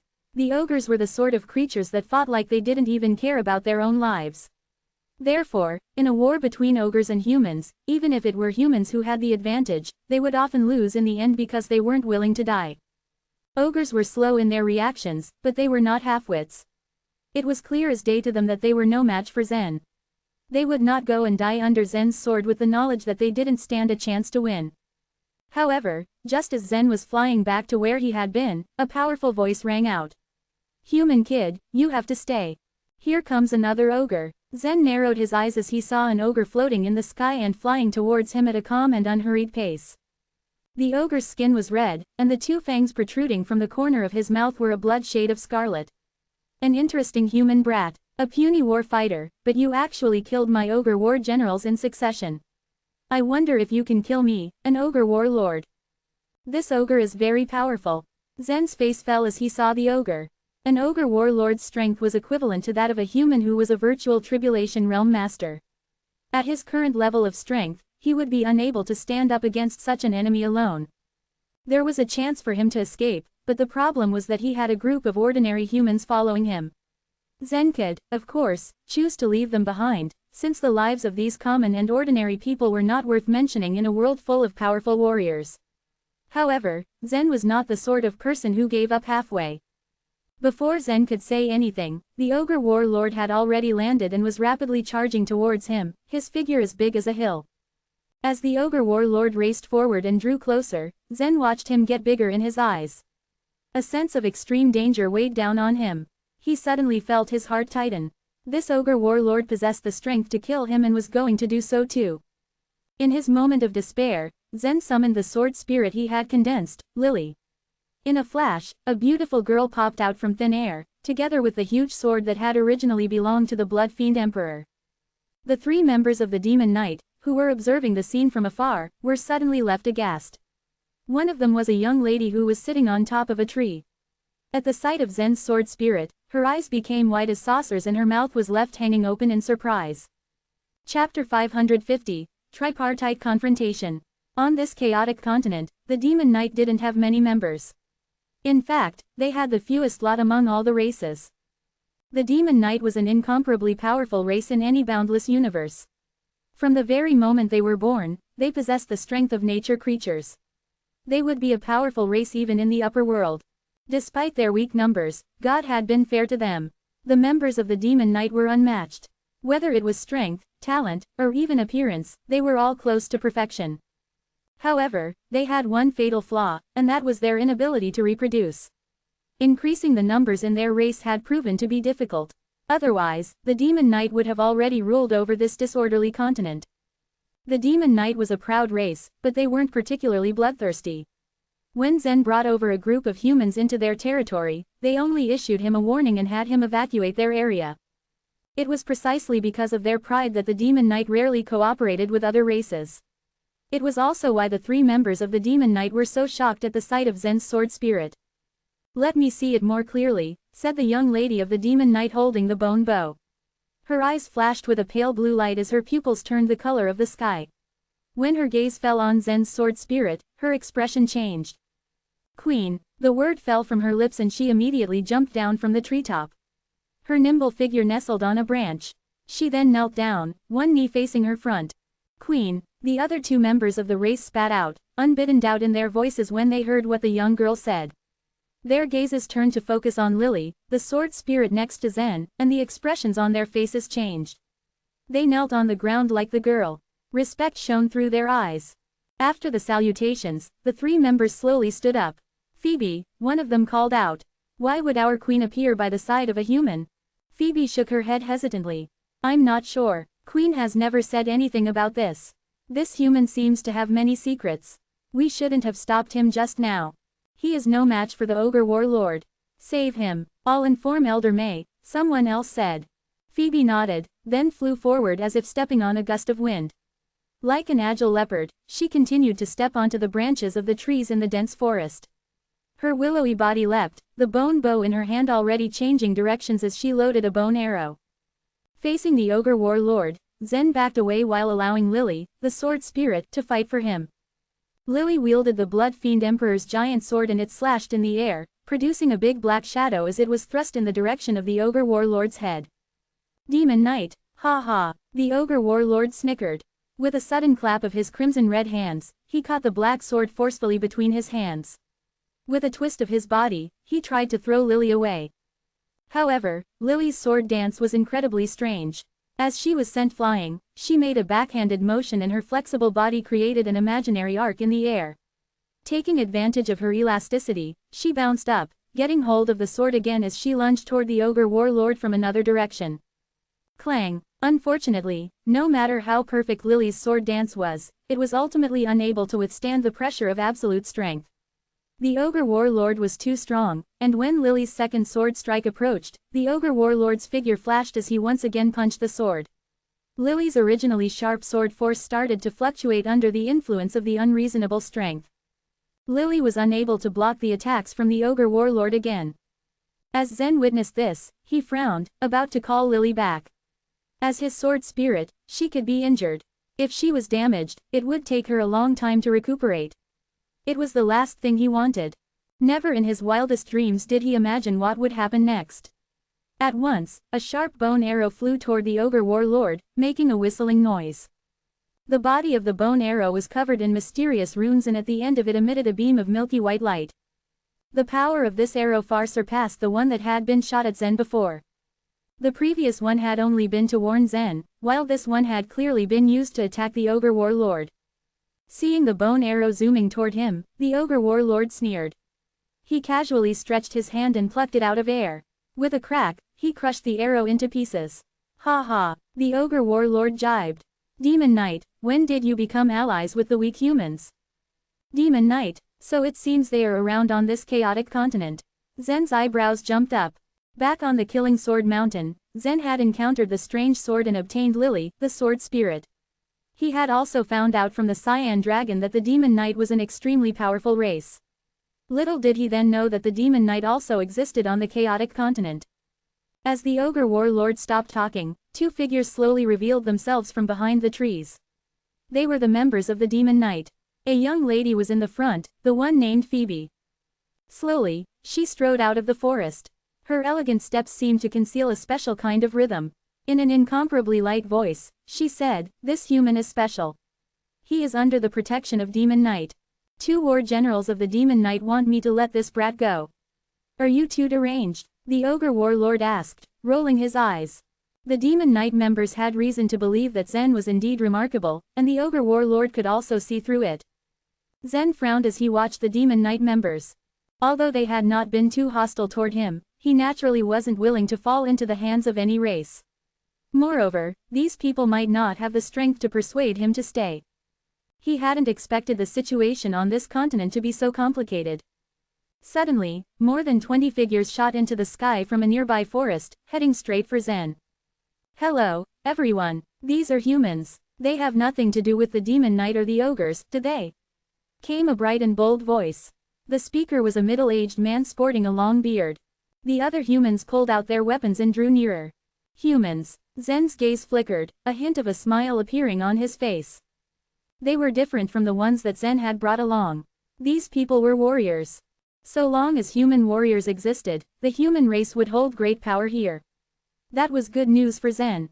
However, although there were a number of humans, they didn't seem strong enough.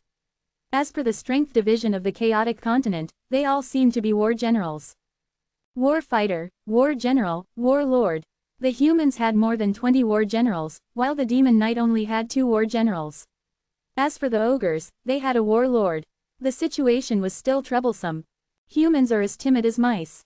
You've long been hiding and cowering. Finally you dare to show your faces.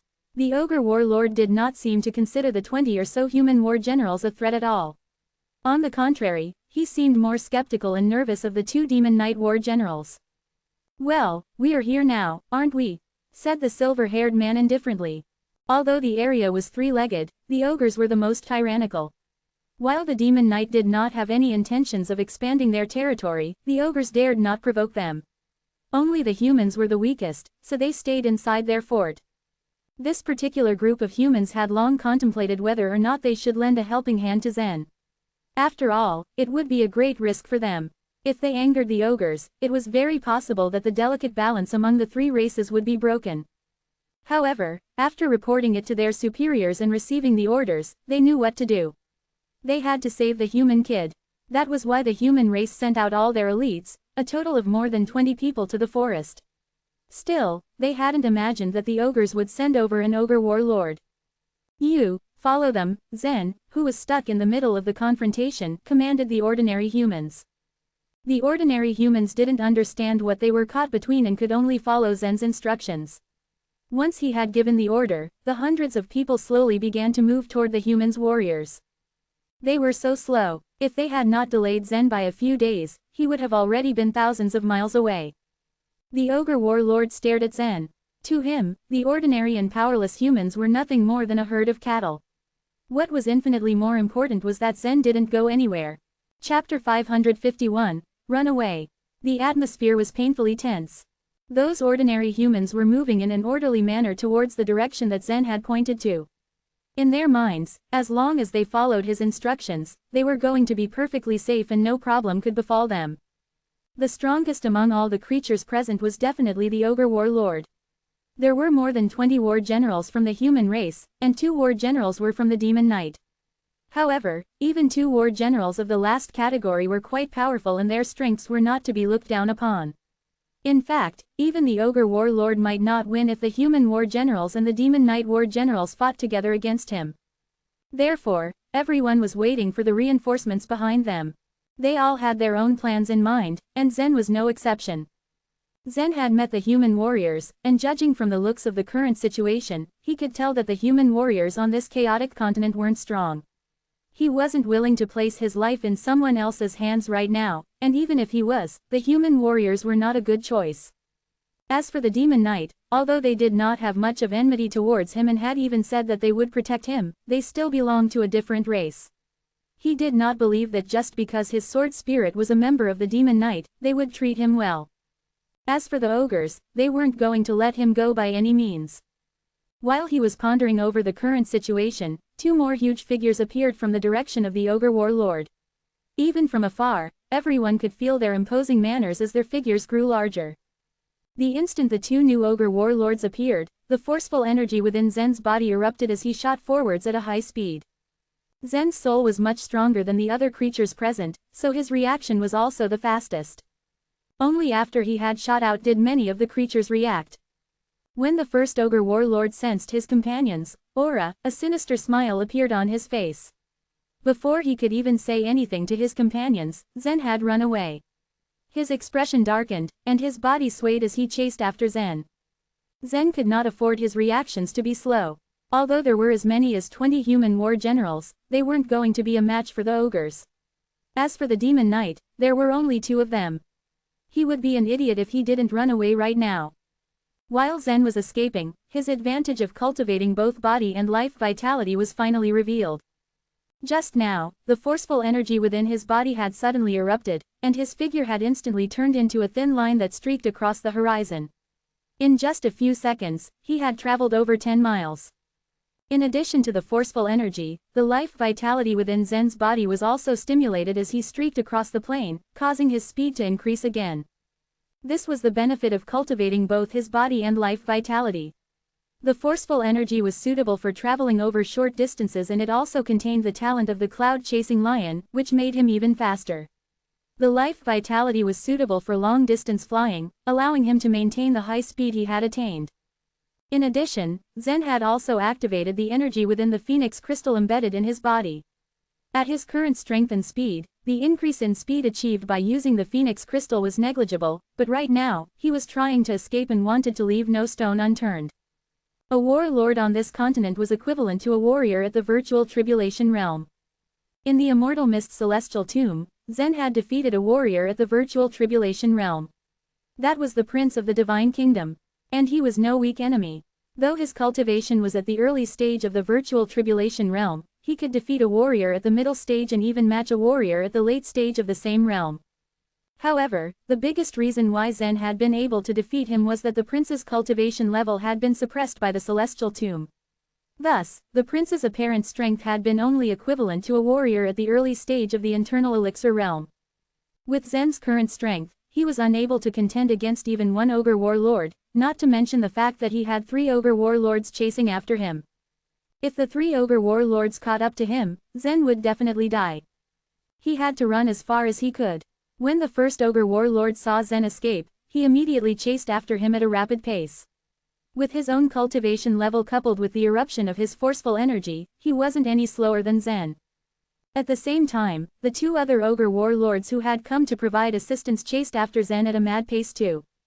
As for the group of human war generals, each and every single one of them had a very complicated expression. Although they had been told to protect Zen, they couldn't stand up against even a single ogre warlord, let alone 3 of them at once. If the 3 ogre warlords turned around and pursued them, not a single one of more than 20 human war generals would survive. Right now, they could do nothing but look on helplessly. Although the human race did not move, the people of the Demon Knight seemed like they were going to act. The young lady called Phoebe turned around and ran in a circle in the dense forest before placing the huge bone bow behind her. "Inform Elder May and have her track me," Phoebe suddenly shouted and jumped up. "Wind," she whispered. Phoebe was proficient in a wind-related cultivation method. With a gust of wind, she condensed a pair of light green wings behind her and soared into the sky, chasing after the ogre warlords. The life vitality in Zen's body revolved unceasingly, and he madly rushed forward. Even though he had raised his speed to the maximum, the distance between him and the ogre warlords was constantly decreasing and they were going to catch up to him soon. "Trying to run away from me is just a dream, boy. Ha ha." As the first ogre warlord spoke, the forceful energy within his body suddenly exploded even more furiously, instantly increasing his speed by another 30%. His distance with Zen was now getting shorter at an even faster pace. The wind blew past Zen's ears. His eyebrows were furrowed tightly. He had already traveled over 100 miles, but the distance between him and the first ogre warlord was getting threateningly short. 10,000 feet, 5,000 feet, 2,000 feet, 1,000 feet, 500 feet, 100 feet. When the distance between the two was reduced to a certain extent, the ogre warlord grinned wickedly, preparing to attack Zen. Forceful energy, explode. Seeing that the distance between them was getting dangerously short, Zen once again released the forceful energy within his body, thereby increasing the distance between his enemy and himself once again. In a situation where both his forceful energy and life vitality erupted at the same time, Zen's speed was actually not inferior to that of the ogre warlord. However, the forceful energy could not be used continuously. Furthermore, once it was used up, he could only wait for his physical body to slowly generate the forceful energy and had no other means to regenerate it. Therefore, Zen was afraid to use it continuously. Of course, it wasn't just Zen who was facing this problem. The 3 ogre warlords behind him were also bothered by the same situation. They also practiced the forceful energy system and focused on body refinement, so they had the advantage in short-distance flight. But once they faced the long-distance flight, they were not as skillful as Zen. If Zen were to use his life vitality to fly, he could maintain his speed at a distance of over 10,000 miles. On the other hand, those ogre warlords could only maintain their speeds for a distance of 1,000 to 2,000 miles. What Zen needed to do was run as far as he could. Once he had exceeded the ogre warlords' limits, he would be safe. Therefore, every time the ogre warlords approached Zen, he would use the forceful energy within his body and suddenly accelerate to a distance away from them. When the forceful energy was depleted, he would then use his life vitality to maintain his flight. Running on, he repeated this process several times. He had already run over 1,000 miles by this point. During this process, the life vitality within Zen's body was being rapidly consumed. As the life vitality within his body ran out, he took out a supreme life vitality crystal and crushed it in his mouth. Then, he absorbed all of the life vitality within it. Life vitality could be replenished with supreme life vitality crystals, but forceful energy couldn't. This was the downside of being a body refiner.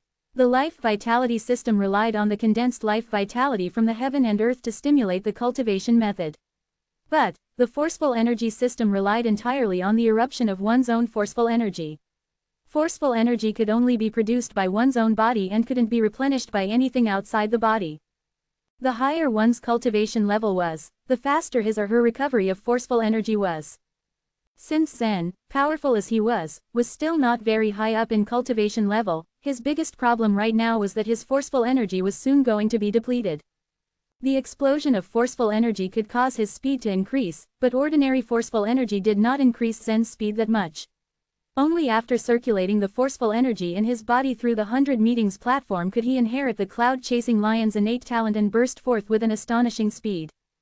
Zen's forceful energy was gradually weakening, and his speed was also becoming slower and slower. However, the speed of the ogre warlords behind him did not seem to be decreasing in the slightest. Right now, the ogre warlord closet to Zen was only 70 to 80 feet away. Well done. You actually managed to give us a chase of over 1,000 miles at such a fast speed. You really surprise me, human. But whatever the case, I will capture you and send you to the ogre's sacred place to see just what and how many secrets you have on you. The ogre warlord teased him with a sneer. Now, stop. He waved his fist and launched an attack at Zen. Right at that moment, the soul in Zen's mind left his body once again. It flew towards the ogre warlord behind him, turning into a sharp thorn that drilled into his head.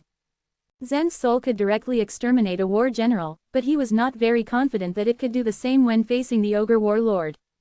In any case, since he was caught off guard, the ogre warlord got frightened. His speed became slower, and his huge head slightly tilted to the side, avoiding Zen's soul attack. A soul at the fighting soul realm. The ogre warlord's expression was both ugly and astonished. This human brat really is a freak. Chapter 552, Go All Out. Whether it was in the central region or in this chaotic continent, cultivating soul was the most difficult task for warriors. Although this ogre warlord was extremely powerful and the ogre race had a secret method of cultivating soul, the warlord Zen was facing hadn't reached the fighting soul realm yet. The ogre warlord was certain that Zen couldn't destroy his soul as he had a secret weapon, which could protect his soul. But there was still a good chance that Zen might be able to damage his soul, so the warlord was wary of the oncoming attack. They cautiously distanced themselves from each other. However, what was even more distressing for Zen was that the other two ogre warlords were coming up. He gritted his teeth and once again activated the forceful energy within him, which was starting to drain. His body turned into a thin thread once again and whizzed forward. The situation was very grave and Zen was in a real soup this time. The central region was dangerous, but he had always been able to defeat his opponents with the protection of the Cloud Hall. Although his opponent's cultivation levels were usually one realm higher than Zen's, they were on par in terms of true strength. But this situation was totally different. Zen was a 7th level warfighter, but according to the ranking system of the chaotic continent, the war general ranked above the war fighter and the warlord ranked above the war general. This meant that the warlord was 2 realms higher than Zen according to the ranking system in this continent. Moreover, there were 3 ogre warlords fighting Zen right now. If he was an ordinary warfighter, perhaps, he would have already been killed, but Zen had managed to escape for over 1,000 miles with his life vitality and forceful energy working to his advantage at the same time. But running was never a good solution. If the 3 ogre warlords attacked him together, Zen knew he wouldn't be able to deal with them simultaneously. What should I do? He thought desperately. Faced with impending doom, Zen asked the Cyan Dragon in his mind for help. If there really is no other way, I can use my soul to attack and kill them, offered the Cyan Dragon calmly. But I'm afraid that after that, my soul will fall into a deep sleep again. When the Cyan Dragon had devoured the owl beast's evil spirit, his soul got energized. A part of the owl beast's soul was used to awaken the red dragon. Zen had used a small portion of that soul to create a soul seed, and the rest was devoured by the Cyan Dragon.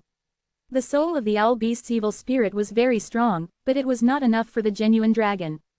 At this stage, the only solution was, as the Cyan Dragon suggested, one more soul attack. But if the Cyan Dragon went to sleep, it meant that he would once again turn into a lifeless statue atop the mysterious furnace. No, Zen rejected the idea the moment the Cyan Dragon suggested it.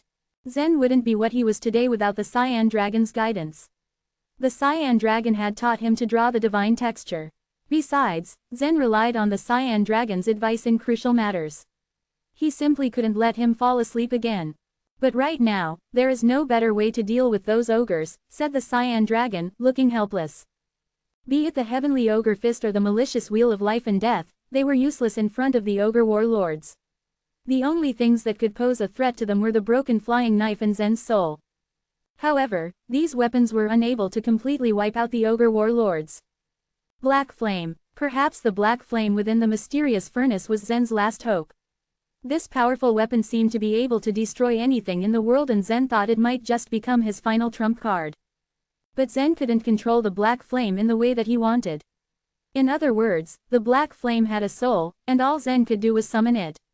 He wasn't able to order the black flame to attack anyone. So, on further consideration, it seemed unwise to risk his life by pinning all his hopes on the black flame.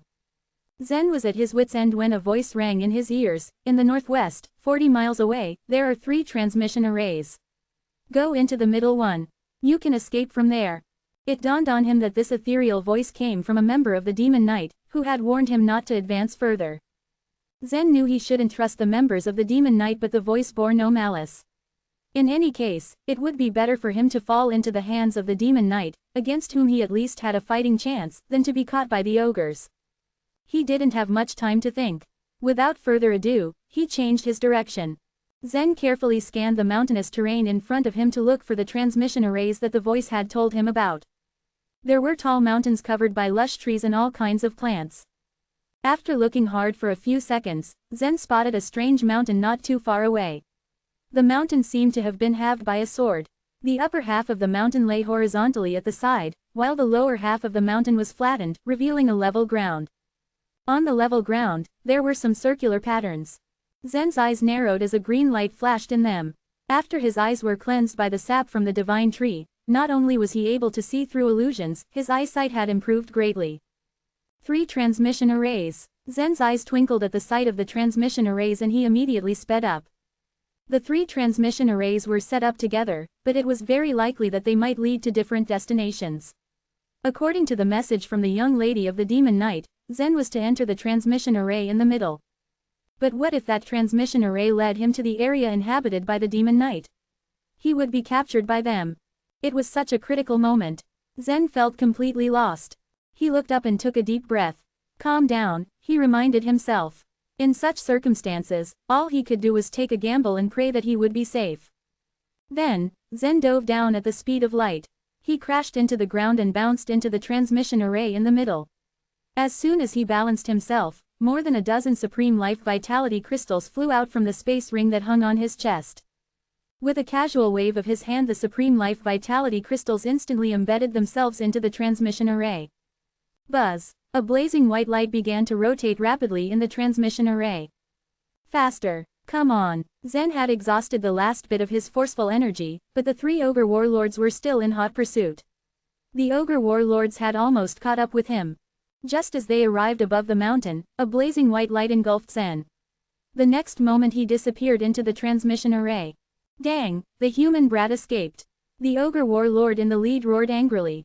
Keep going, said another ogre warlord who kicked away the Supreme Life Vitality crystals that Zen had placed on the transmission array. Then, he took out several Life Vitality crystals of his own and put them on the transmission array. The transmission array would consume all the Life Vitality in the Life Vitality crystals, so new crystals had to be used each time to make it work again. The 3 ogre warlords wasted no time and jumped into the transmission array. After they disappeared in the transmission array, a young girl named Phoebe, from the Demon Knight, also landed gracefully on the level ground. She sauntered towards the transmission array and pulled out the Supreme Life Vitality crystals that were embedded on the transmission array one by one, then she placed her own Supreme Life Vitality crystals onto it. When she was finished, she let out a long sigh of relief. Moments before, she had been anxiously chasing after them. Phoebe didn't know why the Queen would hang around with Zen. She had to figure out the mystery, and so she had followed them. But that young man doesn't trust me. He could have run straight to our Demon Knight. When Elder May arrives, those ogres will all die. Although this guy is only a human war fighter, he runs very fast, so at least he's safe right now. Saying this, she leapt into the transmission array elegantly. The demon knight creatures maintained their poise under all circumstances. The transmission array was a small one, capable of sending someone 10,000 miles away. It didn't take long before Zen passed through this channel and came out the other end. As the incandescent white light gradually dissipated, Zen saw a desolate world lie in front of him. All he could see was gray plains. There was no other color and everything looked lifeless in this barren place. It was as if life had never existed here. What kind of place is this? He thought to himself. Smiling wryly, Zen crushed another supreme life vitality crystal to replenish his life vitality and, at the same time, he prepared to fly into the air. However, just as Zen was about to leap into the air, an extremely powerful force pushed him back down on the ground. The surge of power was so formidable that it didn't allow Zen to resist in the slightest bit. What a powerful restraining force. This is a no-fly ban. Zen felt a chill in his heart. He was getting more and more confused. Normally, no-fly bans were only used in sects. Why was there such a powerful no-fly ban in this uninhabited land? What was this place? Just then, a blazing white light flashed behind Zen and three enormous figures popped out from the light. They were the three ogre warlords who had chased him for more than 1,000 miles. Zen's face darkened immediately. Despite using the transmission array, he hadn't managed to escape them. Now the only option for him was to put his life on the line and go all out. Chapter 553, The Cursed Land. Zen's body had come to the limits. He distanced himself from the three ogre warlords and stared at them vigilantly. But the thing that made Zen curious was that when the three warlords saw the scene before them, their expressions changed. "Why is it here?" one of the warlords shouted. "It's going to be trouble," another warlord said as he stared at Zen coldly. The three strong warlords glared fiercely at Zen, but none of them charged at him. Zen's body tensed. He had been ready to fight to the death at any moment, but now he was filled with doubt. Why weren't the ogres attacking? The incandescent light in the transmission array suddenly came back on. Phoebe, the girl from the Demon Knight, walked out of the transmission array. Her intelligent eyes swept across the scene around her, and with graceful steps, she walked past the three warlords towards Zen, completely ignoring them. Zen's confusion increased as he saw this scene. The girl was only a war general, yet she was indifferently confident in front of warlords. The girl strolled leisurely towards Zen, looking at his perplexed eyes with a smile. "You're wondering why they aren't making a move. Am I right?" Zen nodded. Phoebe extended a hand, splaying her fingers and gestured. "This is the center of the sea god continent, the land where all beings are cursed. Those who attack here will be cursed to death." So, the girl turned around and stared at the three warlords with a smile. "That's why they don't dare to make a move. Cursed land." Zen's eyebrows went up. "That's right," Phoebe laughed. "No one can make a move in the cursed land. Furthermore, if a warrior above a warlord steps into the cursed land, he will also be killed by the curse." "A warrior above a warlord?" Zen asked, his breath catching. A warlord was as strong as a warrior at the virtual tribulation realm, and a warrior above a warlord was as powerful as someone at the life and death realm. Even a life and death realm warrior could be killed by a curse. The cursed land was much more terrifying than what Zen had imagined. "Yeah," Phoebe said, nodding. "The transmission array is actually a trap to trick war sages into entering the cursed land and then use the power of the cursed land to kill them. But it's a pity that these three are only warlords. Or they would have already been killed by the curse." Zen was stunned. The chaotic continent, or the sea god continent she spoke of, was odd. Zen wasn't from the sea god continent, so he didn't know the history behind it.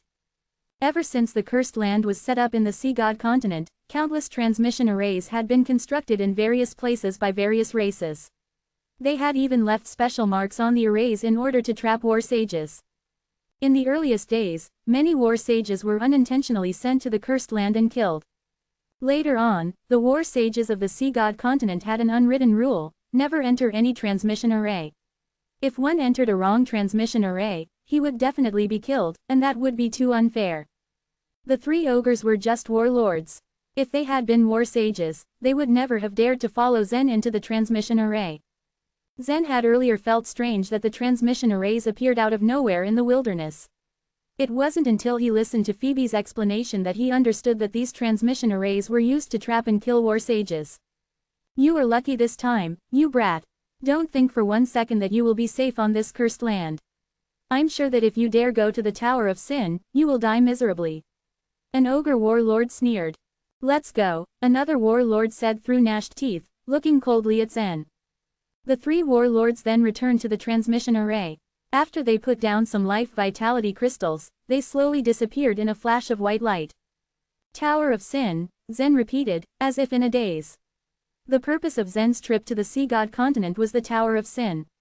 Could it be that the tower was located in the cursed land? Phoebe smiled slightly. What, so you know about the Tower of Sin? Phoebe was curious about Zen's identity. He seemed to know nothing, not even the rules of the cursed land. But it looked like he knew about the Tower of Sin. Right, where is the tower? Zen asked, growing serious. I can take you there. But first, you have to tell me about your sword spirit, Phoebe answered. As Zen had expected, the people of the Demon Knight had paid attention to him only because of his sword spirit, Lily. It seemed that his guess was right. You mean her? Zen smiled, and a red light flashed as his sword spirit, Lily, appeared in front of him. To his utter surprise, just as he summoned Lily, Phoebe knelt down on one knee and softly said, "Greetings, my queen." Queen, Zen repeated, dumbfounded at Phoebe's words. Yes, she is a queen of the Demon Knight. Why does your sword spirit look exactly like my queen? Phoebe asked. How could he explain? Zen had obtained Lily at the Killing Sword Mountain. He himself was unable to explain why Lily would turn into a member of the Demon Knight after absorbing a certain amount of sword spirits. It was so weird that even the Cyan Dragon couldn't explain it. It was even stranger now. Phoebe was telling him that his sword spirit was a queen of the Demon Knight. I don't know how to explain to you why my sword spirit transforms into this figure, Zen said, shaking his head. Phoebe's face was filled with doubt. The Demon Knight was an extremely powerful race in the upper world. On the sea god continent, there was also a sacred place, which was one considered most sacred among the major races in the continent. Phoebe had seen the statues of queens in this sacred place. The Demon Knight had 3 statues in the upper world and many other worlds. The 3 statues corresponded to the 3 queens of the Demon Knight. The first statue was called the Queen of Eternal Night. The second statue was called the Queen of Demons. And the third statue was called the Queen of Killings. Zen's sword spirit looked exactly like the Queen of Killings. In fact, even greater doubts had troubled the Demon Knight, because among the 3 statues that had originally shone with holy light, the statue of the Queen of Killings had already lost its luster. That was why Phoebe had felt so strange when she saw Zen's sword spirit. Seeing that Zen seemed not to know anything, Phoebe had to give up for the time being. She had to wait until Elder May arrived before she could solve this problem. Alright, I've answered your question. Now, you have to tell me about the Tower of Sin, Zen said. Phoebe nodded, but she did not immediately answer his question. Instead, she smiled and asked, "What's your name?" "My name is Zen Luo." "What about you?" Zen asked. "Phoebe," she answered. She turned around, extended a slender finger pointing in a direction, and said, "The Tower of Sin is right in front of us. Let's talk as we walk." On their way, as Phoebe explained everything, Zen began to have a rough understanding of the sea god continent. The Tower of Sin had appeared along with the cursed land. The enormous Tower of Sin was located right in the middle of the cursed land. There were 13 great races and more than 30 small races throughout the sea god continent. Humans belonged to one of the 13 great races. They had established their own sacred place, the Purple Heart Sacred Place, at the northern end of the sea god continent. But of the sacred places built by the 13 great races, the Purple Heart Sacred Place was almost ranked the last. Zen had heard from the ogre warlords that the humans of the sea god continent seemed very weak. And now, as he heard what Phoebe said, they were indeed much weaker than Zen had imagined. In the central region, the eastern region, and the 4 divine kingdoms, humans were absolute powerhouses. Other races could hardly survive. Yet, they were not the masters of this continent, and this quite surprised Zen. It wasn't long before he discovered why. It was because the strongest warriors of the sea god continent were all from the Tower of Sin. There were cultivation resources in the Tower of Sin that exceeded Zen's imagination. They had become must-haves for every race. So the most important thing for every race was to send their people into the Tower of Sin, where they could cultivate and fight for the resources. But war sages were unable to enter the Tower of Sin. "You'll know more after you enter the Tower of Sin," Phoebe said, watching him with a slight smile on her face. Her goal was to follow Zen until Elder May arrived. What she had just said wasn't a secret, so she didn't hesitate to tell him that. They couldn't fly, so they merely walked on the ground. But as warriors, they could still be extremely fast even if they just ran on the ground. After a few hours of running, Zen finally saw a huge tower looming up ahead of them. "That's the Tower of Sin," Phoebe said, pointing to a large structure that was now not far away from them. Zen found that the Tower of Sin was actually inverted. Chapter 554, A Fierce Battle. Suspicions regarding the Tower of Sin clouded Zen's mind once again. Now he understood why the Immortal Mist had told him that he couldn't go to the Tower of Sin. That was because Mist's strength far surpassed that of a warlord in this continent. According to the rule, he too would be cursed to death in this cursed land. The killing power of the cursed land had actually intimidated someone as powerful as the Immortal Mist. It was unbelievable. Speaking of this, what was the connection between the cursed land and the Tower of Sin? Why would they appear on this continent? These were just some of the many questions Zen had. Actually, this is what the Tower of Sin is like. It has always been flipped upside down ever since it appeared. There's nothing strange about that. Phoebe explained. Actually, only a small part of the Tower of Sin is above the surface, most of it is buried deep beneath the ground. Phoebe smiled. How could anyone build a tower like that? It was a huge tower and it wasn't possible that it was built by digging a huge pit and then constructing floor by floor. Most probably, someone had grabbed the tower and inserted it deep into the ground by hand. Somehow, this strange thought suddenly popped into Zen's mind. Of course Phoebe didn't know what was going on in Zen's mind. She only told him what he needed to know before entering the Tower of Sin. As they approached the Tower of Sin, they met more and more creatures. In fact, the Tower of Sin was surrounded by a small town. In the middle of the sea god continent, which was usually filled with battles and massacres, the small town appeared exceptionally serene. This was because the cursed land was a place where no one could fight and all kinds of races coexisted peacefully. Phoebe brought Zen into the small town, and they soon found themselves in front of a building which belonged to humans. Every race has a registration center where you have to go and get a token before you can enter the Tower of Sin, Phoebe told him.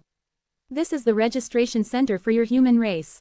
When he saw that several human cultivators were coming in and out of the building, Zen walked in without hesitation. In the center of the lobby he had entered into, there was a huge table where a human cultivator was sitting by. According to the ranking of strengths in the central region, this human cultivator would have been classified as an internal elixir realm warrior. But in the sea god continent, he was known as a war general. When the human war general saw Zen, he smiled scornfully. Don't tell me a human war fighter of the 7th level wants to enter the Tower of Sin as well. What's the problem with that? Zen asked with a frown. I admire people with great courage. But believe me, what you are doing right now is the same as courting death. Even if you're a genius from the Purple Heart Sacred Place, you will only end up dead if you enter the Tower of Sin, the human war general calmly replied. The human race had two major advantages in terms of cultivation. Firstly, they were great in number, and secondly, their capabilities were more suitable for cultivating life vitality system, which was bestowed upon them by nature. However, on the sea god continent, these two advantages of humans did not do them any good. In the central region and the 4 divine kingdoms, there was an abundance of resources, which were almost inexhaustible and always available for use. The great number of humans in those areas had helped them to make full use of these resources and achieve higher rankings. However strong you were, there was always someone stronger and more gifted than everyone else, and there was always an abundance of resources for these talents to use and grow. However, the resources of the sea god continent were extremely scarce. In such a situation, the huge number of humans was no longer an advantage. What was more, before becoming a war sage, almost all the masters of the sea god continent were dependent on the resources they got from the Tower of Sin to grow stronger. In the Tower of Sin, only the power of the individual really mattered. Compared to the demon knight, the demons, the ogres, and all other races too, humans did not have any advantage. Because of this, very few humans could enter the Tower of Sin, which made it even more difficult for the young generation of humans to stand out and achieve more. This also resulted in their currently low status in the sea god continent. Although the Purple Heart Sacred Place was known as a sacred place, it was still much weaker than the sacred places of other races. I must enter the Tower of Sin, Zen replied firmly without any extra words for explanation. The human war general nodded and said no more. He helped Zen complete the registration and then threw a steel token to him. Then good luck. Since he had failed to talk Zen out of the deadly adventure, he could only wish him good luck with a smile, showing much pity for him. From his point of view, a guy like Zen who didn't know where he stood in this world wouldn't survive even the first night in the Tower of Sin. "Did you get the token?" Phoebe immediately went up to him and asked as soon as she saw him walk out of the gate. Zen waved the token in front of her eyes and said, "Here it is. Let's go." There were also a few marketplaces and auction houses within this small town. However, Zen was not interested in them. After traveling through the small town for a while, they finally arrived at the Tower of Sin. Zen could see the enormous tower from afar. When he got near it and looked at the gigantic tower, he felt overwhelmed. Since the Tower of Sin was upside down, someone had built a staircase right next to it. After going up the stairs, two tall and sturdy giants stopped Zen and Phoebe. These giants were more than twice the size of ogres and were at least 60 feet tall. If they were humans, then it was clearly visible that both of them probably had innate superhuman strength. "Show me your token," one of the giants ordered in a muffled voice. Zen and Phoebe took out their tokens at the same time. Zen noticed that Phoebe's token was completely different from his own. There seemed to be a purple and gold layer on its surface. "Phoebe, why is your token different from mine?" Zen asked. "The token for each floor of the Tower of Sin is different. The token in your hand is for the first floor. If you have the qualifications to enter the next floor, you will need to change it. You will know about it once you enter," Phoebe smiled as she replied. After checking their tokens, the two giants pushed open the huge doors for them. Zen finally stepped into the first floor of the Tower of Sin. His very first step inside made him feel as though he had entered a huge palace. They first had to travel through a long and narrow corridor, and then suddenly, a gigantic platform appeared in front of them. On the platform, two creatures were engaged in a fierce battle, fighting desperately to death. The battle between them was rapidly increasing in intensity, each one trying to kill the other. The platform itself was surrounded by spectators. Most of the creatures here were war fighters like Zen, and the fighters on the platform were also war fighters by the standards of the Sea God continent. "Is it allowed to fight in the Tower of Sin?" Zen asked. Phoebe nodded, "Yes. To put it more precisely, it is allowed to fight inside the arena of the Tower of Sin. Actually, it would be more accurate to say that this is a place for battles rather than a place for cultivation. It is actually a microcosm of the various races of the Sea God continent. All the cultivation resources are obtained through battles. Only the most powerful warriors who can live through the Tower of Sin and grow stronger can be counted as true masters. These guys are only war fighters. Why is it so that the human registration officer kept telling me not to enter the Tower of Sin?" Zen could clearly see that the majority of cultivators, including the ones in the arena and those among the spectators, were war fighters, and none of them was a war general. "That's because you're a human," Phoebe giggled. "This is very common in this place. Human war fighters and war generals are usually weaker. Back when I entered the Tower of Sin for the first time, I was a war fighter too. But no one ever told me not to enter the Tower of Sin." Zen's eyes revealed surprise. Were humans so weak in this godforsaken place? The battle on the arena was finally winding down. It was a battle between an ogre and a short but very robust orc. Both of these creatures had cultivated the body refining method. When their forceful energies burst out, they crashed head-on. With every collision, the audience would erupt in shouts and cries. The eyes of the two creatures in the arena were bloodshot with a determination to kill. They were using a completely barbaric way to fight, a hand-to-hand combat. In the end, the ogre war fighter finally gained an upper hand, and with a fierce strike of his elbow, he knocked the orc unconscious. Then he grabbed his enemy's body and tore off his head with pure, brute force. Blood spurted out like a fountain and got splashed all over on the arena. The audience seemed to have gotten used to such bloody scenes, and in fact, it seemed to make them even more excited. Borgin, Borgin, Borgin. Borgin was probably the name of that ogre war fighter. He casually waved the head of the orc in his hand and roared, "Who else dares to challenge me? Challenge our ogre race, you load of trash of low races." His words provoked an uproar from the audience. On one hand there were cheers from the ogre race, and from the other side came angry curses of other races. Zen wasn't too bothered about such provocations. However, he did notice that the blood stains on the arena soon disappeared. What was going on? Zen stared at the arena with a puzzled glance. Chapter 555, A Peculiar Tower. Phoebe saw the puzzlement on Zen's face. From his expression, she already knew what was on his mind. "So, She smiled and started to explain in detail. The Tower of Sin is quite a peculiar tower.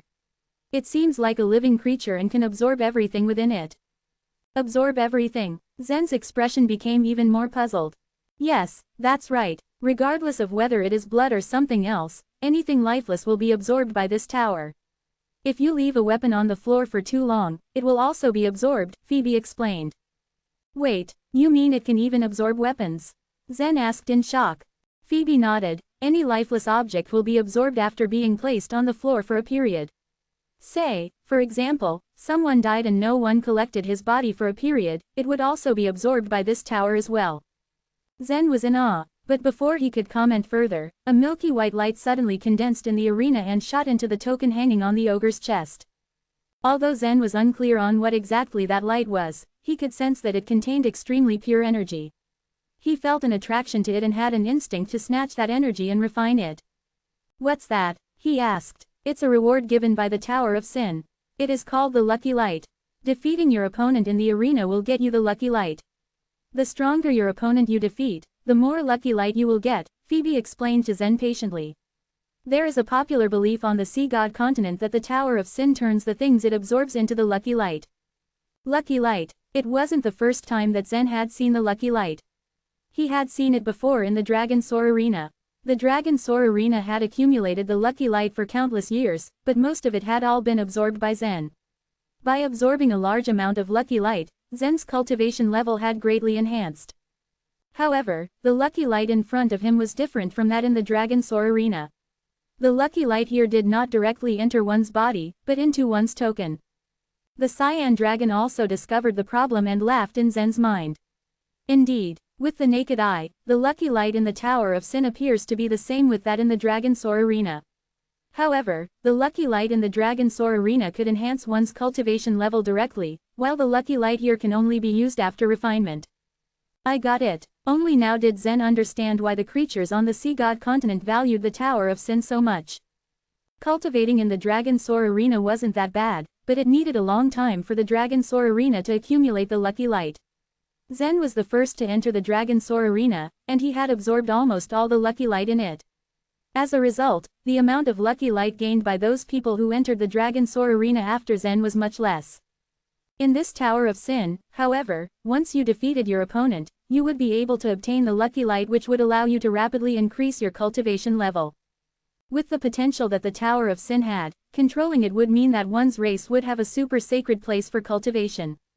But the Sea God continent had many races, and the existence of the Cursed Land had hindered the strongest warriors on the continent to enter the Tower of Sin. As a result, no race from the Sea God continent had completely taken control of the Tower of Sin. The Tower of Sin could produce the greatest cultivators in each race. However, since no one from the Sea God continent had taken control of the said tower, no one from its race had ruled the world yet. Zen was lost in his thoughts analyzing the situation when the ogre war fighter named Borgin coldly swept a glance around and roared, "I still want to fight. Who dares to come up?" Borgin already won 6 consecutive victories today. Challenging him is like digging your own grave. I don't think anyone is ready to die just yet. Those talents are all cultivating in seclusion. I bet no one will dare to challenge Borgin. The creatures in the audience could be heard discussing among themselves.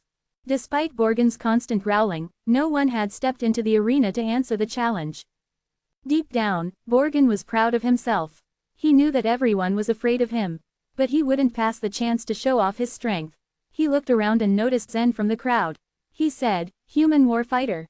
Ha ha, humans would only enter the Tower of Sin after becoming war generals. When did a human war fighter dare to enter the Tower of Sin?"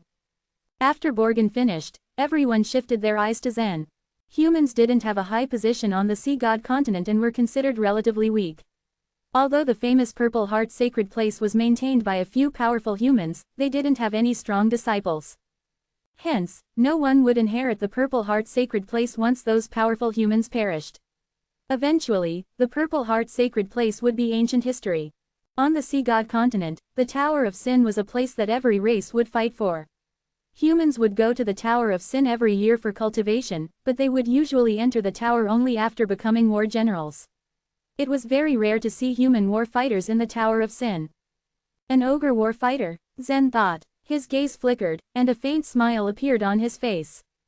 He didn't want to show off his skills as it was his first time to enter the Tower of Sin. Right now, he just wanted to learn more about the situation here. But even if he wasn't looking for a fight had a way to find him. He didn't expect to be a target the moment he entered. "Hey, human war fighter. Are you up for the challenge? Let me tear your neck off." Borgin roared. "That ogre wants to fight you," reminded Phoebe with a smile. Her mission was to keep an eye on Zen and wait for Elder May to unravel the secret of his sword spirit. Earlier, he had been chased by 3 ogre warlords for more than 1,000 miles. Seeing how Zen had dodged the 3 ogre warlords, she was sure that Zen could handle being in the arena with Borgin. If that's the case, Zen flexed his wrists a bit and walked up into the arena. "Well, that's a first. The human brat came into the arena. Ha ha, aren't you humans all cowards? How many years has it been since I last saw a human war fighter step into the arena? Borgin, tear his neck apart. Eat his flesh. Human flesh is delicious." All the creatures thought that this was a battle of a great disparity in strength. They were already expecting that Borgin would win easily in this fight. They were looking forward to seeing Borgin torture Zen to death. The atmosphere of the Tower of Sin was filled with deaths and killing intentions. In fact, from the moment it was built, the atmosphere and theme of the tower had always been like this. "I'm surprised that you dare to step into the arena." Borgin licked his lips. "Now I know that humans are not only born cowards but also stupid." Ha ha. Zen was not angered at all with Borgin's remarks. His poker face didn't change at Borgin's taunting as if he was looking at a dead man already. Borgin, on the other hand, did not like this look. It was as if Zen was a powerful person looking down at him. He didn't know where Zen could have gotten this kind of aura. Borgin was already pissed off by Zen's look. He didn't like that Zen's aura was more menacing than his. He had to tear this human apart to make up for the latter's arrogance. "Die, human brat, wail as loud as you can." Borgin roared, and the forceful energy within his body suddenly erupted. He was like a wild beast, rushing towards Zen. "Not all humans are cowards," Zen said coldly as he stretched out a finger to face the approaching Borgin. The moment Borgin rushed towards him, Zen's hand suddenly moved, and his finger pressed on Borgin's head. Pock! Zen's figure moved slightly to the side, dodging Borgin's massive body. He only took one step aside during the entire process. People in the audience only saw Borgin's head turning into a cloud of blood. The headless body took a few steps before flopping onto the floor. People's voices died away and silence reigned. This bloodshed was nothing new in the Tower of Sin. These bloodsheds would often take place in duels with great disparity in strength. The creatures were not surprised to see Zen's method of killing Borgin. They were dumbfounded by the fact that he was human.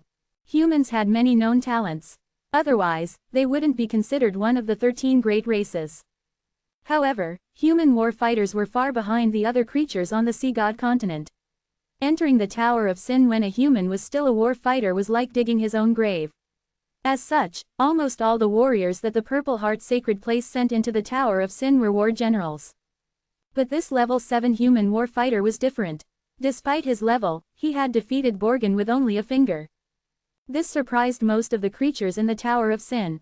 It was something they had never seen in many years. The dead silence was broken when the creatures began to whisper among themselves. The blood of the ogre war fighter slowly seeped into the arena, and a milky white light suddenly appeared shooting into Zen's token. After being infused with the lucky light, this ordinary metal token began to feel heavy. Immortal Mist is right. The Tower of Sin is indeed a good place to quickly increase my cultivation level. But it's also not easy to enter the bottom of the Tower of Sin, Zen thought to himself as he stood in the arena.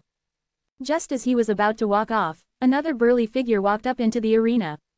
"Kid, do you want to leave after you just won?" Chapter 556, A Dark Horse. Behind Zen stood a level 9 ogre war fighter. He wore red armor and held a giant blood-colored axe in his hand. His expression was cold and grim, as if he wanted to devour Zen. In the Tower of Sin, those of the same race usually formed an alliance. That was the only manner in which they were able to monopolize the resources in the tower. When a talent showed up, the other races would send their elites to kill him or her while he or she was still young. The Tower of Sin was like an accelerated world in its own right, a place for the talents to better themselves. If left to train well and without restraint, they could rise to the ranks as fast as lightning. Zen's first show of power was shocking. The ogres were one of the top 3 forces in the Tower of Sin. How could they be willing to let Zen go? Zen had originally walked to the edge of the arena, but when the provocation from the ogre fell on his ears, he drew back the foot he had just raised. He knew that the lucky light in the Tower of Sin was different from that of the Dragon Soar arena. Each race had its own secret technique. However, since the lucky light in the Tower of Sin could also increase one's cultivation level, Zen naturally had to obtain as much of it as he could. In addition, the malicious aura was equally important to him. Since entering the Sea God continent, he had killed dozens of ogres and accumulated quite a bit of the malicious aura. The ogre Borgin, whom he had just killed, had an abundance of malicious aura inside of his body. It was the perfect opportunity for Zen to add on to his malicious aura. The malicious wheel of life and death was indeed an extremely powerful cultivation method, but because of the scant amount of malicious aura he possessed, he could only use the exterminating wheel. If he wanted to continue cultivating, he would need more of the malicious aura. In the past, he hadn't had many chances to obtain it. If he could get his hands on both the malicious aura and the lucky light right here, he'd be fortunate. Zen turned around and smiled. I accept your challenge. The level 9 ogre war fighter laughed out loud. Very good. My name is. I'm not interested in knowing your name, Zen said quickly, the smile on his face vanishing. Why not? The ogre asked, always a bit slow of mind. Why would I care? You are to die soon. Just as Zen said this, the forceful energy within his body erupted, his figure vanishing from where he stood. Although the ogre war fighter was slow-witted, he was not slow in movement. The moment he saw Zen disappear, he raised his axe in a swift motion. However, he had only raised it halfway when Zen's punch came flying straight toward the middle of the axe. The punch held 90% of his own power, and he didn't borrow any of the dragon scale's power. Still, it was enough to bend the giant axe. The curved axe was sent flying back toward the ogre. His muscles bulging, the ogre tried to use his impressive brute force to withstand the pressure, but to no avail. While a war general might have been able to tolerate Zen's punch, a war fighter fell short. Crack! Under the suppression, the bones in the ogre's body cracked. Then, with a quick movement, Zen pressed his forefinger against the ogre's head. Boom! Brown-colored blood spilled and scattered on the floor. After a while, it was quickly absorbed by the arena. The audience, once again, was engulfed in a state of absolute silence. Zen had defeated Borgin with skill and speed in the first match. And now, he had killed the level 9 ogre war fighter with sheer power alone.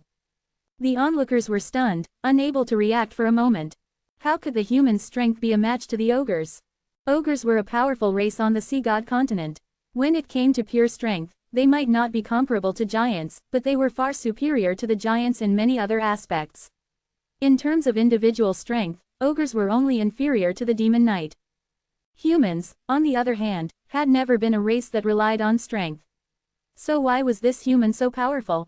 He's clearly just a level 7 human war fighter, but he has beaten a level 9 ogre war fighter with just brute strength. We better not offend him. We must kill him. If he enters the lower floors of the Tower of Sin, he will win the human race another seat. Many spies lurked among the members of the various races in the audience. These creatures did not participate in the battles, but they continuously gathered intelligence and took notes if any talents from the other races made appearances. Afterward, they reported back the information so their races could come up with plans to sneakily kill those talents. No one dared to challenge Zen again after the 2 brutal killings. No one dared to mock his race again either. The world had always been this way. If someone's strength exceeded expectations, people would have no choice but to show them respect. Perhaps the creatures would scheme to take out Zen, but they certainly wouldn't dare taunt him to his face. As Zen walked off the arena, Phoebe smiled at him. I will take you to get your points registered. The lucky light is not the only award here. The arena was indeed the core of the Tower of Sin. A perfect set of facilities had been built to support it. Following Phoebe's lead, Zen quickly found out where to get his points registered. After winning 2 matches, he was rewarded with a Supreme Life Vitality Crystal and 20 points. What can I do with the points? Zen asked. Phoebe smiled and said, whatever you want. Facilities at the Tower of Sin were arranged well. Points could be used to rent cultivation rooms, or they could be used to buy various other things. One could even obtain different types of information and exchange the points for cultivation methods. As Zen finished registering the points, 2 men and a woman walked over to him. They were human war generals. When the three human war generals saw that Zen was with a woman from the demon knight, their expressions turned strange. The human race too had spies stationed on the first floor. The three war generals had hurriedly rushed here from other floors upon receiving the news. The leader glanced at Zen casually, saying with an arrogant smile, "Zen Luo. I heard you just killed 2 ogre war fighters on the first floor. Not bad, come with us." Zen was not too surprised that they knew his name, but he did not like the tone of the stranger's voice. He stared indifferently at the person, then turned to Phoebe and said, "Weren't you taking me somewhere?" Seeing that Zen had completely ignored him, the stranger flared up and his eyes flashed with a hint of anger. "My name is Dylan," he said coldly. "And I'm from the Purple Heart Sacred Place. Since you chose to enter the Tower of Sin to cultivate, you should know that we humans must form an alliance. Otherwise, other than death, you would have no other choice left." Zen rolled his eyes at this. "We humans must form an alliance. I understand that it's important for us, but what qualifications do you have to order me around? You couldn't live longer than 3 days in here without the protection of the Purple Heart Sacred Place." Dylan said in anger. According to him, the fact that he had personally come here from another floor to visit Zen was a great honor. But Zen didn't look like he appreciated the kindness at all. He even had the gall to be arrogant about it. "How many days I can live should not concern you," Zen said. Without another look, he stepped forward, while Phoebe merely smiled apologetically and followed behind. After Zen left, Dylan's face was still red with rage. "That brat." Dylan's another companion did not agree with the sentiment. "Why are you threatening him? He is indeed very powerful. If he can better himself quickly in the Tower of Sin, he might be able to secure a seat for the human race." "Are you counting on him? A human war fighter?" Dylan sneered. "Could you defeat an ogre war fighter when you were once a war fighter yourself? At that time, you wouldn't even have dared to enter the Tower of Sin." Olivia Shaw, a female warrior, shot at him coldly. "Olivia," Dylan started, only to be cut off. "Enough." Olivia Shaw shook her head. "Let's just look on for a while. That female member of the Demon Knight seems to be giving him advice. I don't think he would be foolish enough to challenge the warriors he knows he can't defeat. After a while, I'll go and talk to him." The humans had already taken note of Zen. The other races couldn't fall behind either. On the first floor of the Tower of Sin, many races were keeping an eye on Zen. The news of him winning the 2 matches was also being spread through various channels. Aside from the human race, every other race had the same goal, and that was to kill Zen. Chapter 557, Block the Way. Danger lurked in every corner, but Zen was not afraid. The Tower of Sin was a relatively safe place. It had its own set of rules and wasn't affected by the cursed land. Here, fighting was strictly prohibited and regulated except in the arenas.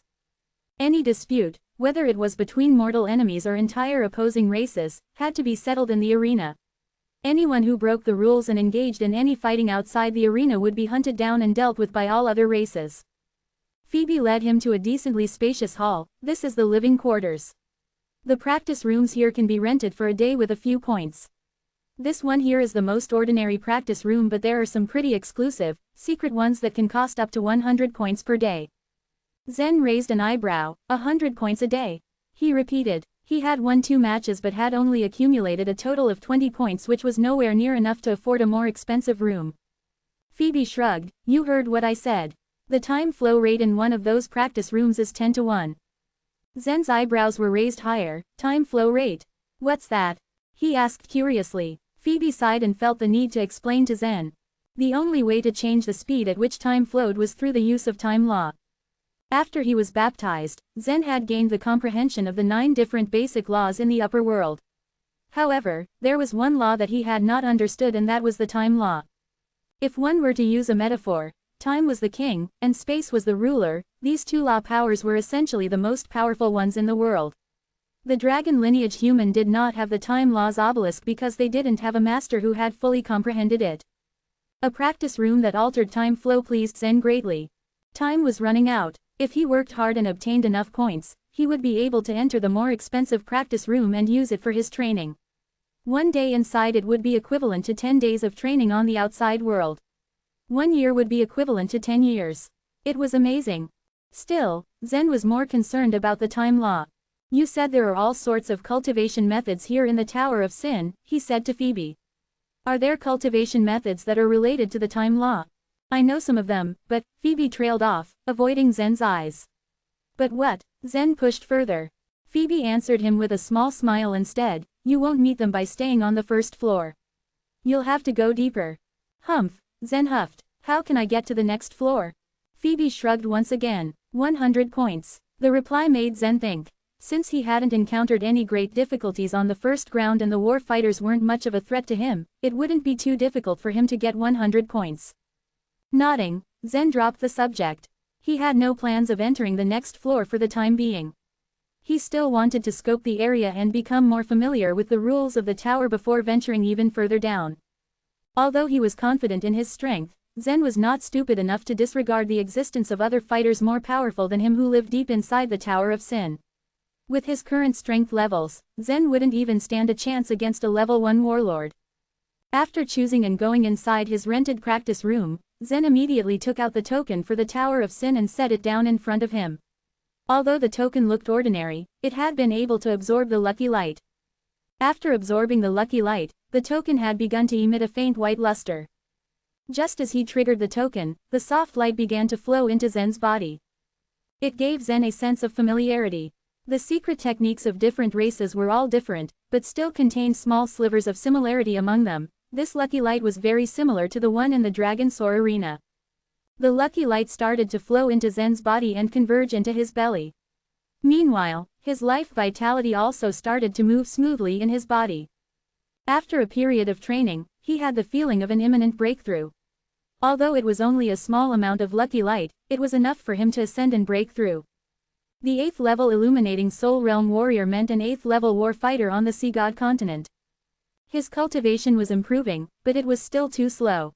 If he wanted to defeat Eddie, Zen would have to possess the strength of the warlord and inherit the power from the bottom level of the Tower of Sin. Eddie had long since proven that his luck was not to be underestimated back in the Wheel of Fortune. This luck might just work out in his favor and allow him to find a woman with a purple power body that would allow him to activate the lustful demon array at any given time. Zen must not allow that to happen. Red Dragon, he called out. Now that a path platform has been opened, you have to fulfill your promise. It was time for him to cultivate the transcendent divine might. Truth be told, Zen had no idea what it meant or what it entailed for him save that it was a cultivation method used by the genuine dragon. The Red Dragon chuckled, I knew you wouldn't forget. Of course not. After his activation of the path platform, Zen had been relentlessly chased by ogres and had no chance of cultivating at all. The transcendent divine might I'm teaching you is actually an abridged version. Nonetheless, it is so powerful that this abridged version would actually be better than others, the Red Dragon declared proudly. Zen nodded in understanding. Seeing this, the Red Dragon proceeded, listen carefully now, this transcendent divine might is called Stellar Body. Zen nodded once again with a poker face, oh, any idea popped in your head? The student did not answer, which struck a bit of a nerve with the Red Dragon. He truly did not have a shred of knowledge about what he was talking about. He huffed hotly, Stellar Body allows its cultivator to absorb the star power into his own body and use it for himself. The more he absorbs, the more powerful he becomes. Absorb the star power and use it for myself, Zen repeated and blinked his eyes in wide-eyed curiosity. His life vitality had greatly benefited from the destructive power of stars after he used the Sun-Moon Stars picture to visualize these heavenly bodies. However, he did not think that there was actually a method that could directly trigger the power of the stars. The full power can only be released by opening the 9 divine stars. You can practice it. I'm sure you can since you've already opened the 100 meetings platform, the Red Dragon said. However, do not forget that the stellar body belongs to the transcendent divine might. It is abridged and you will only have the first half of it to practice with. I'm afraid that you may hit a bottleneck in the future. That future bottleneck wasn't something he was gonna worry about in the present. Now that he had been trapped in the Tower of Sin, he would have to use all means necessary to strengthen himself, and this abridged stellar body was a surefire way to do just that. To practice the stellar body, you'll have to trigger one of the countless stars in the sky, the Red Dragon instructed. Zen immediately looked up and came face to face with the practice room's boring ceiling, stars in the sky. How do I do that when I'm inside a practice room? Ah, sorry, my bad, the Red Dragon apologized. I forgot to tell you that you can't practice the stellar body until there are actual stars in the sky. The Red Dragon actually had the gall to chuckle after leaving out such vital information. Zen felt his heart drop in disappointment before sighing in frustration and leaving the practice room. Phoebe had been right outside, waiting for Zen. Seeing him leave the practice room, Phoebe immediately went up to Zen. Breakthrough. Zen merely nodded in reply. Will you go to the arena again? Phoebe couldn't help but ask. Not now, Zen answered, deciding to wait outside the Tower of Sin to see if he could channel the power of the stars there. Is that so? There are already several groups of people waiting for you here. Phoebe's voice died away as 6 to 7 ogres appeared out of nowhere and blocked their path. Human kid, one of them addressed Zen condescendingly. Zen groaned, I don't have time for this. He interrupted and refused before the ogre even had the chance to finish his sentence. No time, the ogre scoffed. You don't get to choose, human. The other ogres laughed at his words, but Zen wasn't having any of it. Do you want to make a scene here? He asked menacingly. They won't fight with you in here, but they can block your way out, Phoebe said with a smile. The rule about fighting in the safe zone might be strict, but that didn't mean there were no loopholes they could exploit. One of the most common methods was the use of death soldiers, sending them off for assassination. No matter if the target died, the death soldier would die anyway.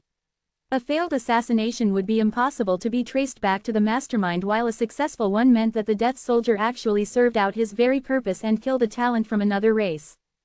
However, Zen's strength had been enough to save himself from those death warriors. Another method was to carry out provocation, and if that didn't work, then the simple strategy of being a huge blockade in the hallway also existed. Narrow roads divided the living quarters, while ogres were tall, stocky monsters with bald heads that nearly touched the ceiling. If provocation didn't work, then a simple blockade would prevent anyone from ever going in or going out. Although it was annoying, they weren't really necessarily breaking any kind of rule. Chapter 558, Arrogance. Zen rolled his eyes at the group of ogres who were like small mountains. These guys went all out to force him to fight. He could only shake his head, thinking how shameless they were. They were just ogre war fighters. Why did they want to get themselves killed in this way? He indifferently looked around at the ogre war fighters, who all looked fierce. Since they wanted to give him the lucky light, he found no reason to reject them. He was intending to accept their challenge. Just then, a blue-black ogre appeared behind the war fighters. Though the ogre was smaller in size than his clansmen, he possessed commanding presence. His eyes shined with a cold light and were abnormally sharp. When his gaze swept across, it even gave off the feeling of a sharp knife cutting through the faces. He was only a war general, but with his sharp and imposing demeanor, he could easily make others feel suppressed with such great pressure. Even Zen didn't escape from sensing that kind of feeling as he let out a slight trace of surprise. Get out of the way, the war general said coldly. As the ogres who tightly blocked the road saw the war general behind them, fear and reverence appeared on their faces. It's Elder Boris. Get out of the way. Don't push me. Greetings, Elder Boris. The ogres quickly dispersed, opening up a path for Boris. In no time, Zen found himself facing the thin war general. He was glad that he already knew his name, Boris, from the ogres. Boris walked ahead, fixing his cold gaze on Zen. You are a human, but you are not an ordinary war fighter. What does that have to do with you? Zen stared at Boris and asked, not afraid at all. Not only do the ogres want your life, the giants, the orcs, and, Boris's gaze fell on Phoebe, who was standing behind Zen, and he continued with a slight tinge of surprise, and the demon knight also wants your life. We have dozens of ways to kill you, but I think the best way is to kill you in the arena. I'm waiting for you on the 10th floor. I hope you don't run away or stay here all the time. Hearing what Boris spouted, Zen chuckled to himself. When his smile faded, he calmly responded, my only purpose of coming to the Tower of Sin is, of course, to enter the higher floors. As for at which floor you are waiting for me, it has nothing to do with me. And there is no need to pointedly tell me that, because you are not that strong enough to impress me. Zen's words made the faces of all the ogres change drastically. It was true that Boris was only a war general, but his status among the ogres was even higher than that of many warlords. The ogres possessed 2 sacred places on the Sea God continent, the Flaming Ogre Sacred Place and the Dread Ogre Sacred Place. Boris happened to be the most powerful talent in the Flaming Ogre Sacred Place. But it didn't mean that he was not up to par with another talent in the Dread Ogre Sacred Place. With this attribute, many of the ogres showed great respect for and thought highly of him. With Boris's talent, it wouldn't be long before he reached the top of the Tower of Sin and helped the ogres obtain a new seat. In the eyes of many ogres, that Boris personally came here and declared war on Zen was simply making a mountain out of a molehill. Why did he have to break a butterfly on a wheel? Not to mention a young human war fighter, Boris didn't need to fight with human war generals personally. They would do it on his behalf. The ogres turned suspicious about this. So they definitely deduced that when Boris personally declared war on Zen, this meant the latter was someone not to be trifled with. They tentatively assumed that Zen's strength must be exceptional. From the looks of it, this human war fighter was not someone they could deal with that easily. What they never expected was that Zen was even more arrogant than they had imagined. It was as if he looked down on their elder Boris. A large majority of the ogres had angry expressions on their faces. They couldn't hide their disdain towards Zen.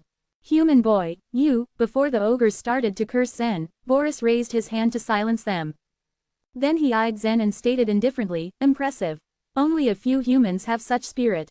I'm looking forward to fighting with you more and more. After he finished speaking, he turned around and was about to leave. But before he left, he seemed to have thought of something and addressed his clansmen around, don't waste your lives to challenge Zen. Just let him freely advance. As an ogre, Boris was very familiar with his fellows. Even if they knew that they couldn't defeat Zen, they couldn't help provoking Zen at the risk of their lives. And this was the last thing he would want to happen. Judging from the information that Boris had learned, it was impossible for a war fighter to defeat Zen. If a war fighter rashly stepped onto the arena to fight Zen, he would be killed without doubt. But Elder Boris, an ogre, had an unconvinced expression on his face. Boris's forehead creased. That ogre war fighter's body shook, and he replied with a trembling voice, I'm sorry. Boris shook his head, turned around and left. The ogres were still glaring at Zen with anger as they stood their ground. However, they didn't dare to block Zen's way anymore because of the order from Boris. Now, Zen's face was as nonchalant as before. After Boris left, he too walked out with great strides, seemingly not caring about the death stares of the ogres. Phoebe followed him closely behind, because she was afraid that Zen would run away. What does free advancement mean? Zen asked. Phoebe was already prepared to answer this question. With a faint smile, two perfect dimples appeared on her face. Advancing to the next floor of the Tower of Sin requires points, but some creatures are too strong after entering the Tower of Sin, which will lead to a default victory. Default victory, right, since their strength is too strong, no one dares to challenge them. Thus they won't be able to obtain points. You must note that 100 points are required to exchange for the qualifications to enter the next floor, Phoebe continued. That's why there are rules for free advancement. If a creature gets 3 default victories in 3 days, then someone will record it, and he can get the qualifications to enter the next floor without needing points. Zen nodded and exclaimed, so that's how it works. Many races work together to make the rules, so the rules must be reasonable. If a strong warrior of a certain race entered the Tower of Sin to train, but no other races dared to fight him because he was too powerful, then the former might not be able to advance to the next floor all his life. To advance freely was naturally enough to make up for this deficiency. Phoebe and Zen continued their pace, but as they walked past the arena, Zen viewed that there were still intense battles going on. The Tower of Sin did not have any distinction between day and night. To many creatures, life was quite monotonous. It only revolved with life, death, battles, and training. Because of the intense and extreme pressure, many special services were created around the Tower of Sin. All sorts of strange and exotic things in the Sea God continent could be found here. Not only could warriors buy things with their points, but supreme life vitality crystals could also be used here. After passing the arena, Zen walked out of the Tower of Sin. He raised his head and looked at the sky filled with stars. It was the full moon. Zen looked back at Phoebe, who followed him closely behind. Since she was smartly sensitive, with just a glance, she instantly understood what Zen meant. She revealed an elegant smile and kept her distance. Right now, he needed to practice. Phoebe had given him a lot of help, but she couldn't always follow him for the sake of his sword spirit, Lily. She was not inclined to know everything about Zen, but the information about her queen was too important, so she kept on following him. After keeping a certain distance from Phoebe, Zen found a secluded spot. He sat down cross-legged. He then raised his head to look at the sky. The sky was filled with stars, which were embedded in the night sky, connecting with each other, forming a silver pillar. Can we start now? Zen asked. Not bad. This is a very suitable place to cultivate the stellar body, the red dragon responded. As soon as the red dragon's voice fell, countless profound characters and information appeared in Zen's mind. Although the second half of the stellar body is lost, the first half has recorded its general principles. As it says, the first step is to activate the star power. As the saying goes, everything is difficult at the beginning. Activating the first star power is the most difficult. You don't have to succeed the first time, but you can try it first, the red dragon said faintly. It was not so easy to cultivate transcendent divine might. At the time, when the red dragon grasped the stellar body, his cultivation had already reached a point that was difficult for Zen to understand. However, it had taken him a full 5 years to comprehend the stellar body. Zen did not say anything as he sat on the ground, quietly digesting the information in his mind. 2 hours later, the stars in the sky had already quietly shifted their positions to a certain distance. Only then did Zen abruptly open his eyes. A sharp light shone out from his eyes as he looked towards the sky. Chapter 559, The Big World. The mystery of the transcendent divine might was truly far beyond what Zen could have ever imagined. Scattered across the vast sky were countless twinkling stars that seemed to wink at him, and mischievous lights that were probably no less than trillions of miles away from his grasp. Even if Zen determinedly journeyed for millions of years, the odds of reaching the nearest star he could see in the distance would still be low. However hopeless his goal of reaching the glimmering stars might have been, the general guide of the transcendent divine might enabled him to regain his optimism. This was due to the unbelievable fact that there was now a way to communicate with those far-off stars and trigger their formidable powers. Just by that detail alone, Zen could tell that it was almost inconceivable to even think of. According to the records that came with the general guide, it firmly stated the more stars one could connect with in a moment, the more star power an individual could ultimately draw and initiate.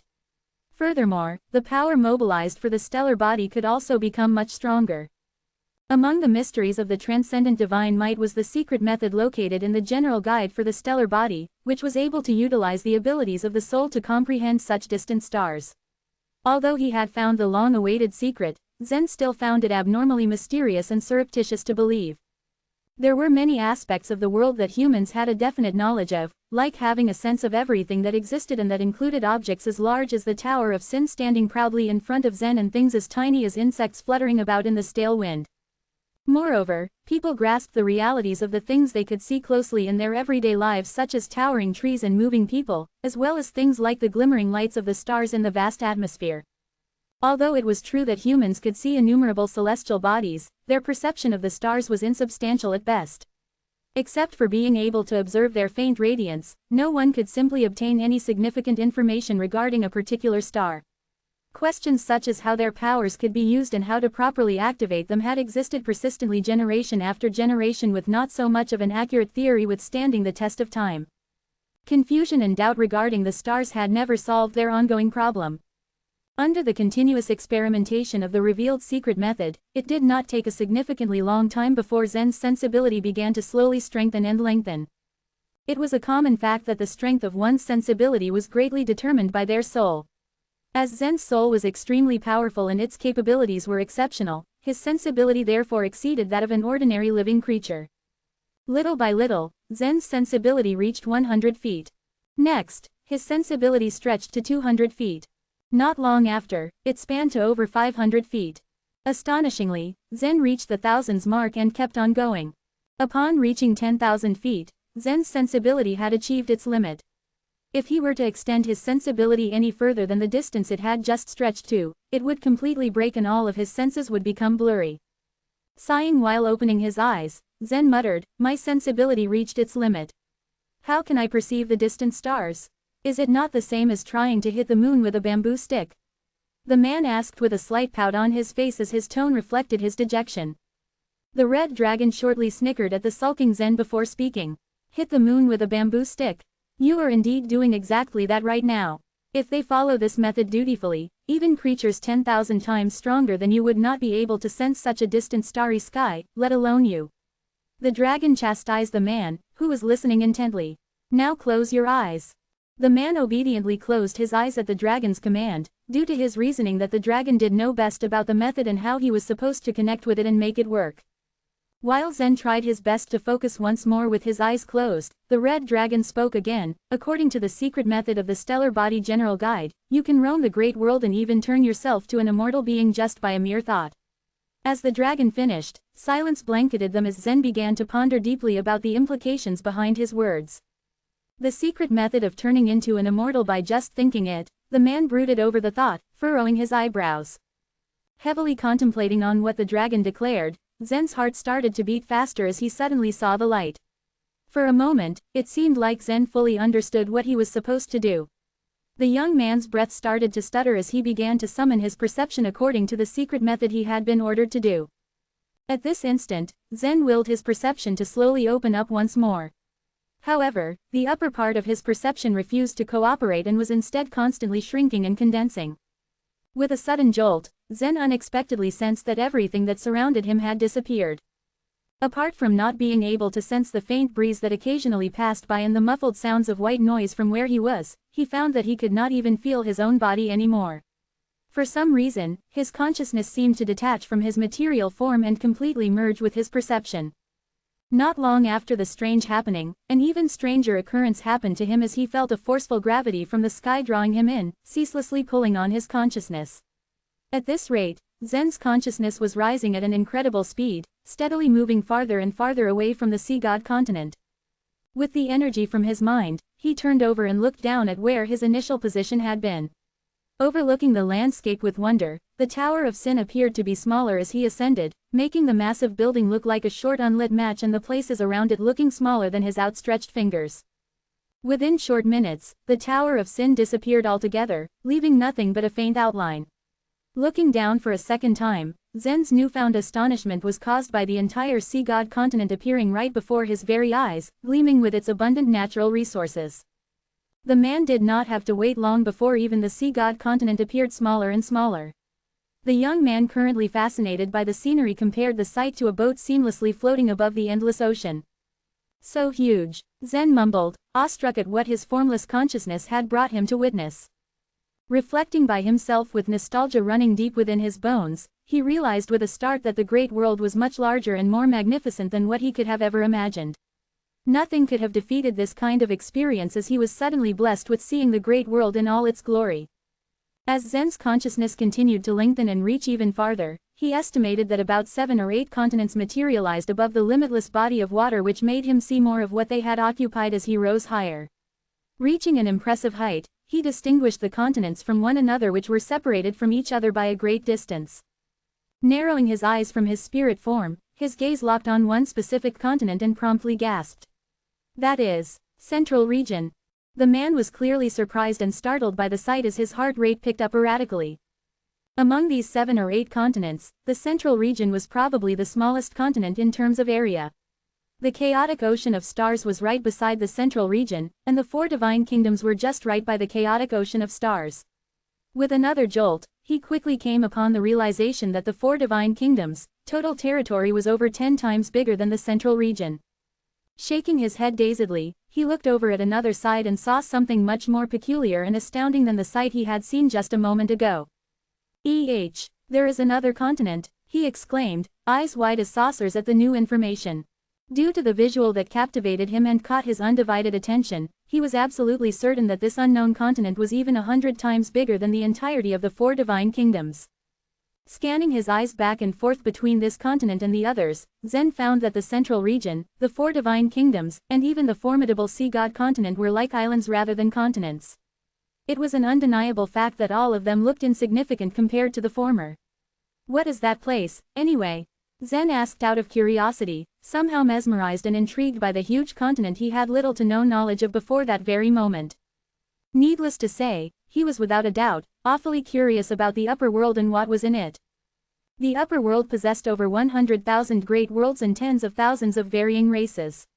Although the place was clearly abundant, Zen, upon taking a good look at the world where he had lived in, realized with a sinking feeling that he did not actually know much about the place he had stayed in all those years.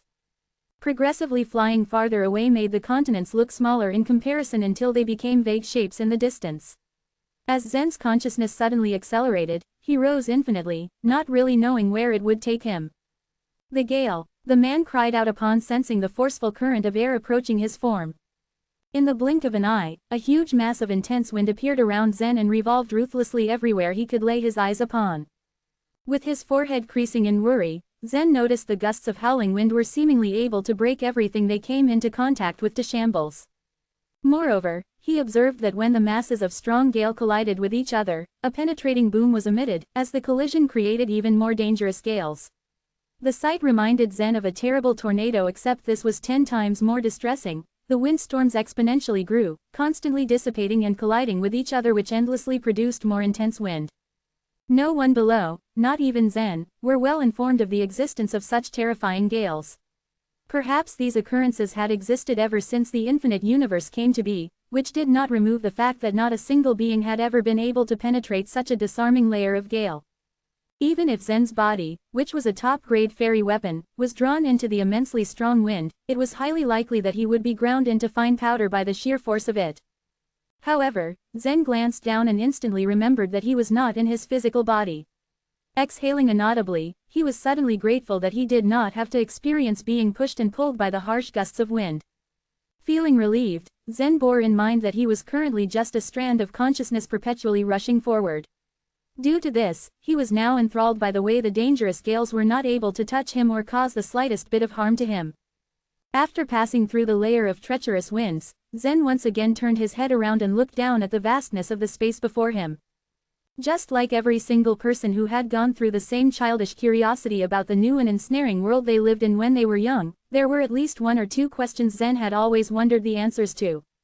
When Zen himself was at a tender age and his father had still been alive, Zen recalled innocently asking his father for the first time as they sat together one day. "Father, what is at the end of the eastern region?" With a placating smile at his son, the old man replied, "Well, the end of the eastern region is the central region, son." Hearing his father's answer, the young Zen nodded absent-mindedly and looked up at him with round eyes before asking another question, "Then what is at the end of the central region?" At the end of the central region is the sea." His father drifted off and frowned, not really knowing how to respond to his son's incessant inquiries.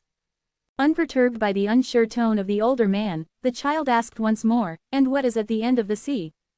After the question, his father was then unable to answer him directly. Instead, he had plopped a thick book that covered myths from the great lands, dictating him to browse through the book himself to find out the answers to his questions. Upon reading the contents of the book, the legends had stated that at the end of the sea was a wide cliff. Fascinated by the answer provided by the text, the young child was contented to know that the entire world's seawater constantly flowed down the cliff. However, his childlike content did not last long before he found another thing to mull over. Then, what is at the bottom of that cliff? The young Zen raised such a question, perplexed by the idea of where the flow of water possibly went after exiting the cliff. Unfortunately, not a single adult he had asked knew the solution to his problem. Not even the books he had browsed through held the answers, as there was no such record in the myths.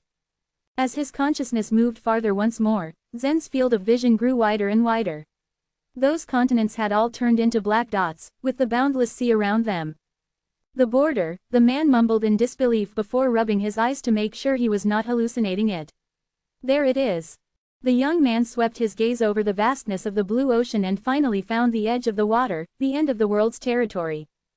However, Zen became disappointed to a great extent upon seeing that the edge was covered with a dense mist that was white in color. If Zen was to compare what he was currently seeing to something he could understand, it looked as if the entire world was surrounded by 4 giant walls made of white mist. It was unmistakable, the silvery vapor appeared to be surrounding a diamond-shaped world. "How could this be?" he whispered to himself, his expression showing incredulity as he shook his head. When Zen's eyes grasped the impressive scene before him, he could not help but feel a surge of excitement at the discovery. The fact that he, alone, was able to witness such a spectacle was thrilling to him and made his blood rush to his ears. As the spellbound man peered over the wall formed by the hazy mist, another vast sea stared back at him, a similar sight yet completely different from the ocean he was familiar with. Pondering over what he was seeing at present, Zen started to mutter under his breath, "The sea here. This is not the one that belongs to the world I live in. Maybe it's part of another world," he continued, musing with wonder at the thought of another world close to his own. So it turns out that 2 different worlds are inextricably linked. But where is the end of the world? As of the moment, Zen's consciousness relentlessly flew at increasing speed as he pored over the new knowledge he had just gained from the universe. Contemplating on his life back on his world, it seemed like Zen finally understood what other people meant by roaming the great world. With a slight smile briefly gracing his lips, he was definitely fortunate to be able to experience something as life-changing as this. The whole world looked so massive and intimidating, as if there was no end. Tilting his head up, Zen's eyebrows furrowed. Even though he was flying at such a bullet-like speed, the distant stars stubbornly remained too far away for him to reach. It was as if the distance between him and the twinkling lights was not shortened at all, for they were still significantly distant. Even if Zen's consciousness traveled higher and higher through the atmosphere, there was only a marginal change between their gap, much to his displeasure. Luckily for him, his consciousness constantly sped up compared to the slower pace from before, moving faster and faster towards the celestial bodies. After a long while, Zen managed to look back once more at the world below, locking his gaze on the world he had left. Biting his lip restlessly, it was instantly evident that there existed multiple worlds that could be linked with one another. Each of these worlds was merely separated by four thick wall-like mists, just like what he had observed surrounding his own world. If one was to look as far as Zen was able to, the worlds that interconnected with its neighboring worlds appeared like menacing scales on the hide of some vicious beast. What is that? He examined the being with prying eyes, oddly intrigued and horror-struck by the thing. Taken aback, Zen eventually figured out that there was indeed a giant intimidating beast that stayed on those scales. The gigantic monster was completely coated in black, as if it was born directly out of the stillness of the night. Its appearance was eerily similar to that of a humongous turtle as it crawled slowly, seemingly able to absorb any form of light if one happened to pass by it. Despite being extremely threatened at the sight of such a terrible creature, Zen still marveled at the unknown beast, most especially its remarkable scales. Dumbfounded, Zen finally became aware of the fact that every diamond-shaped scale was actually a singular world. As the giant beast covered over a dozen scales, it meant that it also covered over a dozen distinguished worlds. The actuality that the turtle-like being was even crawling while it had multiple worlds under it was all the more astounding to Zen. Dazedly looking at the crawling creature, the realization sunk in the pit of his stomach like an unsettled stone in the middle of a raging river. With such a massive body that was ultimately larger than a dozen worlds combined, it was very much possible that it could easily crush a world with a single stomp of its colossal feet. The man's breath was stuck in his throat as he became speechless at the scene in front of him. As his astonishment reached its peak level, Zen merely blinked at the beast, a wave of shock washing over his very being. Chapter 560, Communicating with the Stars. At this moment, Zen was just a wisp of consciousness, not breathing, not comprehending. He was only instinctively reacting to the shocking scene that was playing out in front of him. He had never imagined that such a huge beast could exist in this world. Although there were 9 genuine dragons in Zen's mind, they existed in a form that concealed their sizes from Zen. But he guessed that even those 9 genuine dragons would not be as big as the giant beast. How could such a huge beast even survive? Wouldn't it have destroyed countless worlds if it had kept moving like this? What did it eat? And how did it grow so big? There were no answers to these questions. Since Zen's consciousness was out of his body, he couldn't ask the cyan dragon all this. It looked like he would have to wait till his consciousness returned to his body before he could ask his questions. Zen was worried. The incredibly giant beast was not far from the world Zen was in. He was not clear about the giant beast's destination, but if it turned even a little, it would pass through the world Zen was in and crush it in a single step. Zen smiled rather helplessly as the thought crossed his mind. In this boundless universe, he was too minuscule, even smaller than a grain of sand. Even in the world he was in, he was only 1 in a trillion. As he ascended, Zen saw a large, grayish-brown tree growing on the densely packed scales. The root of the large tree had dozens of scales running through it. This meant that just the root itself could penetrate dozens of worlds. The height of the tree was even more frightening. It was at least 100 times taller than its rhizome. If the tree were to fall, it would probably get through thousands of worlds in a second. And when you considered the trunk's width, this number would probably multiply 10 times. Zen could only sigh. The speed at which his consciousness leapt was still increasing. He further sped up as he distanced himself from the densely packed scales. At the same time, he discovered more things like an immeasurably huge mountain and the Stonehenge on the scales. Suddenly, Zen felt an abnormal fit of oscillation from the universe before him. He looked up and spotted a pitch-black thing, continuously rotating, not far to his left. Black. That was the only word he could use to describe it. In reality, it wouldn't even have a color because it was only continuously absorbing everything into it, even the light. Fortunately, Zen's consciousness would not be affected by any external force. Although the black mass was terrifying, it was unable to drag his consciousness into it. Under the constant migrations and leaps of his consciousness, he finally approached the first star. As Zen looked at it from afar, he could see that it was rotating slowly and its surface was an icy blue. Approaching it brought to his consciousness the awareness of a strong will being transmitted from the star. Zen's wisp of consciousness suddenly felt a chill of terror spasm through it, as if Zen was in a world of ice and snow. Is this the will of the star? Does it have its own thoughts? Zen muttered in awe as he looked at the spinning sphere. This star seems to be rejecting me. Unable to communicate, Zen's consciousness continued to soar. He had to keep searching for the next star. According to what the red dragon had said, the more star power he could draw into his own body, the more powerful his stellar body would become. If he could interact with all the stars in the sky, he could only imagine how powerful he could become.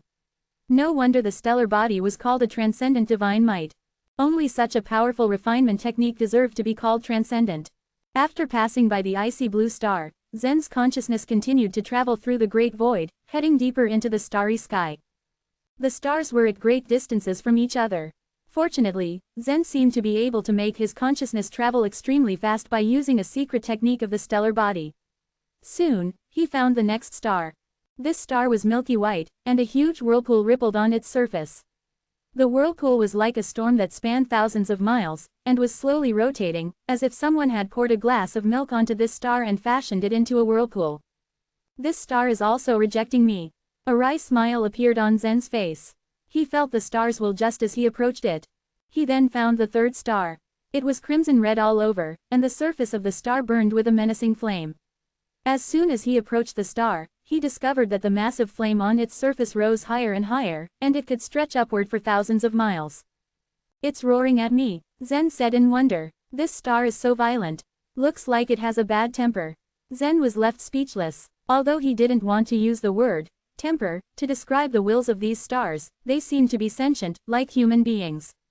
There were all sorts of personalities. Some were gentle, some were irritable, and some were very quiet. Zen encountered all sorts of rejections as he passed more than 40 stars in a row.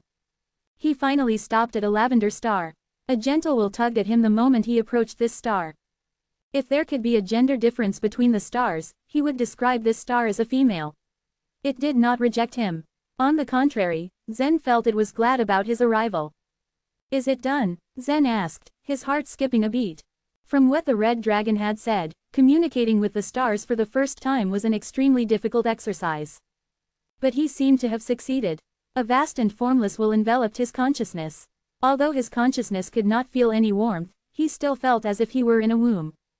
Soon after, Zen established a connection with the lavender star, sensing its thoughts. Zen gazed at the purple star quietly, concentrating hard as if it were trying to tell him something. The will of the star was constantly fluctuating, like a beautiful woman slowly narrating her thoughts. It was a pity that Zen couldn't understand what it meant. After communicating with the first star, Zen did not choose to retract his consciousness. Instead, he chose to fly to the next star. It was almost impossible to measure the number of stars in the sky. He had leapt over 100 stars in a row, but they had all rejected him. Feels like I am too greedy, Zen thought faintly. In the end, he gave up searching for a new star. He had established a connection the first time he had communicated with a star. That was a good enough result for the time being. Traveling through the void with his consciousness had been an unimaginable feat for him. But he had used the secret technique of the transcendent divine might and managed to do it.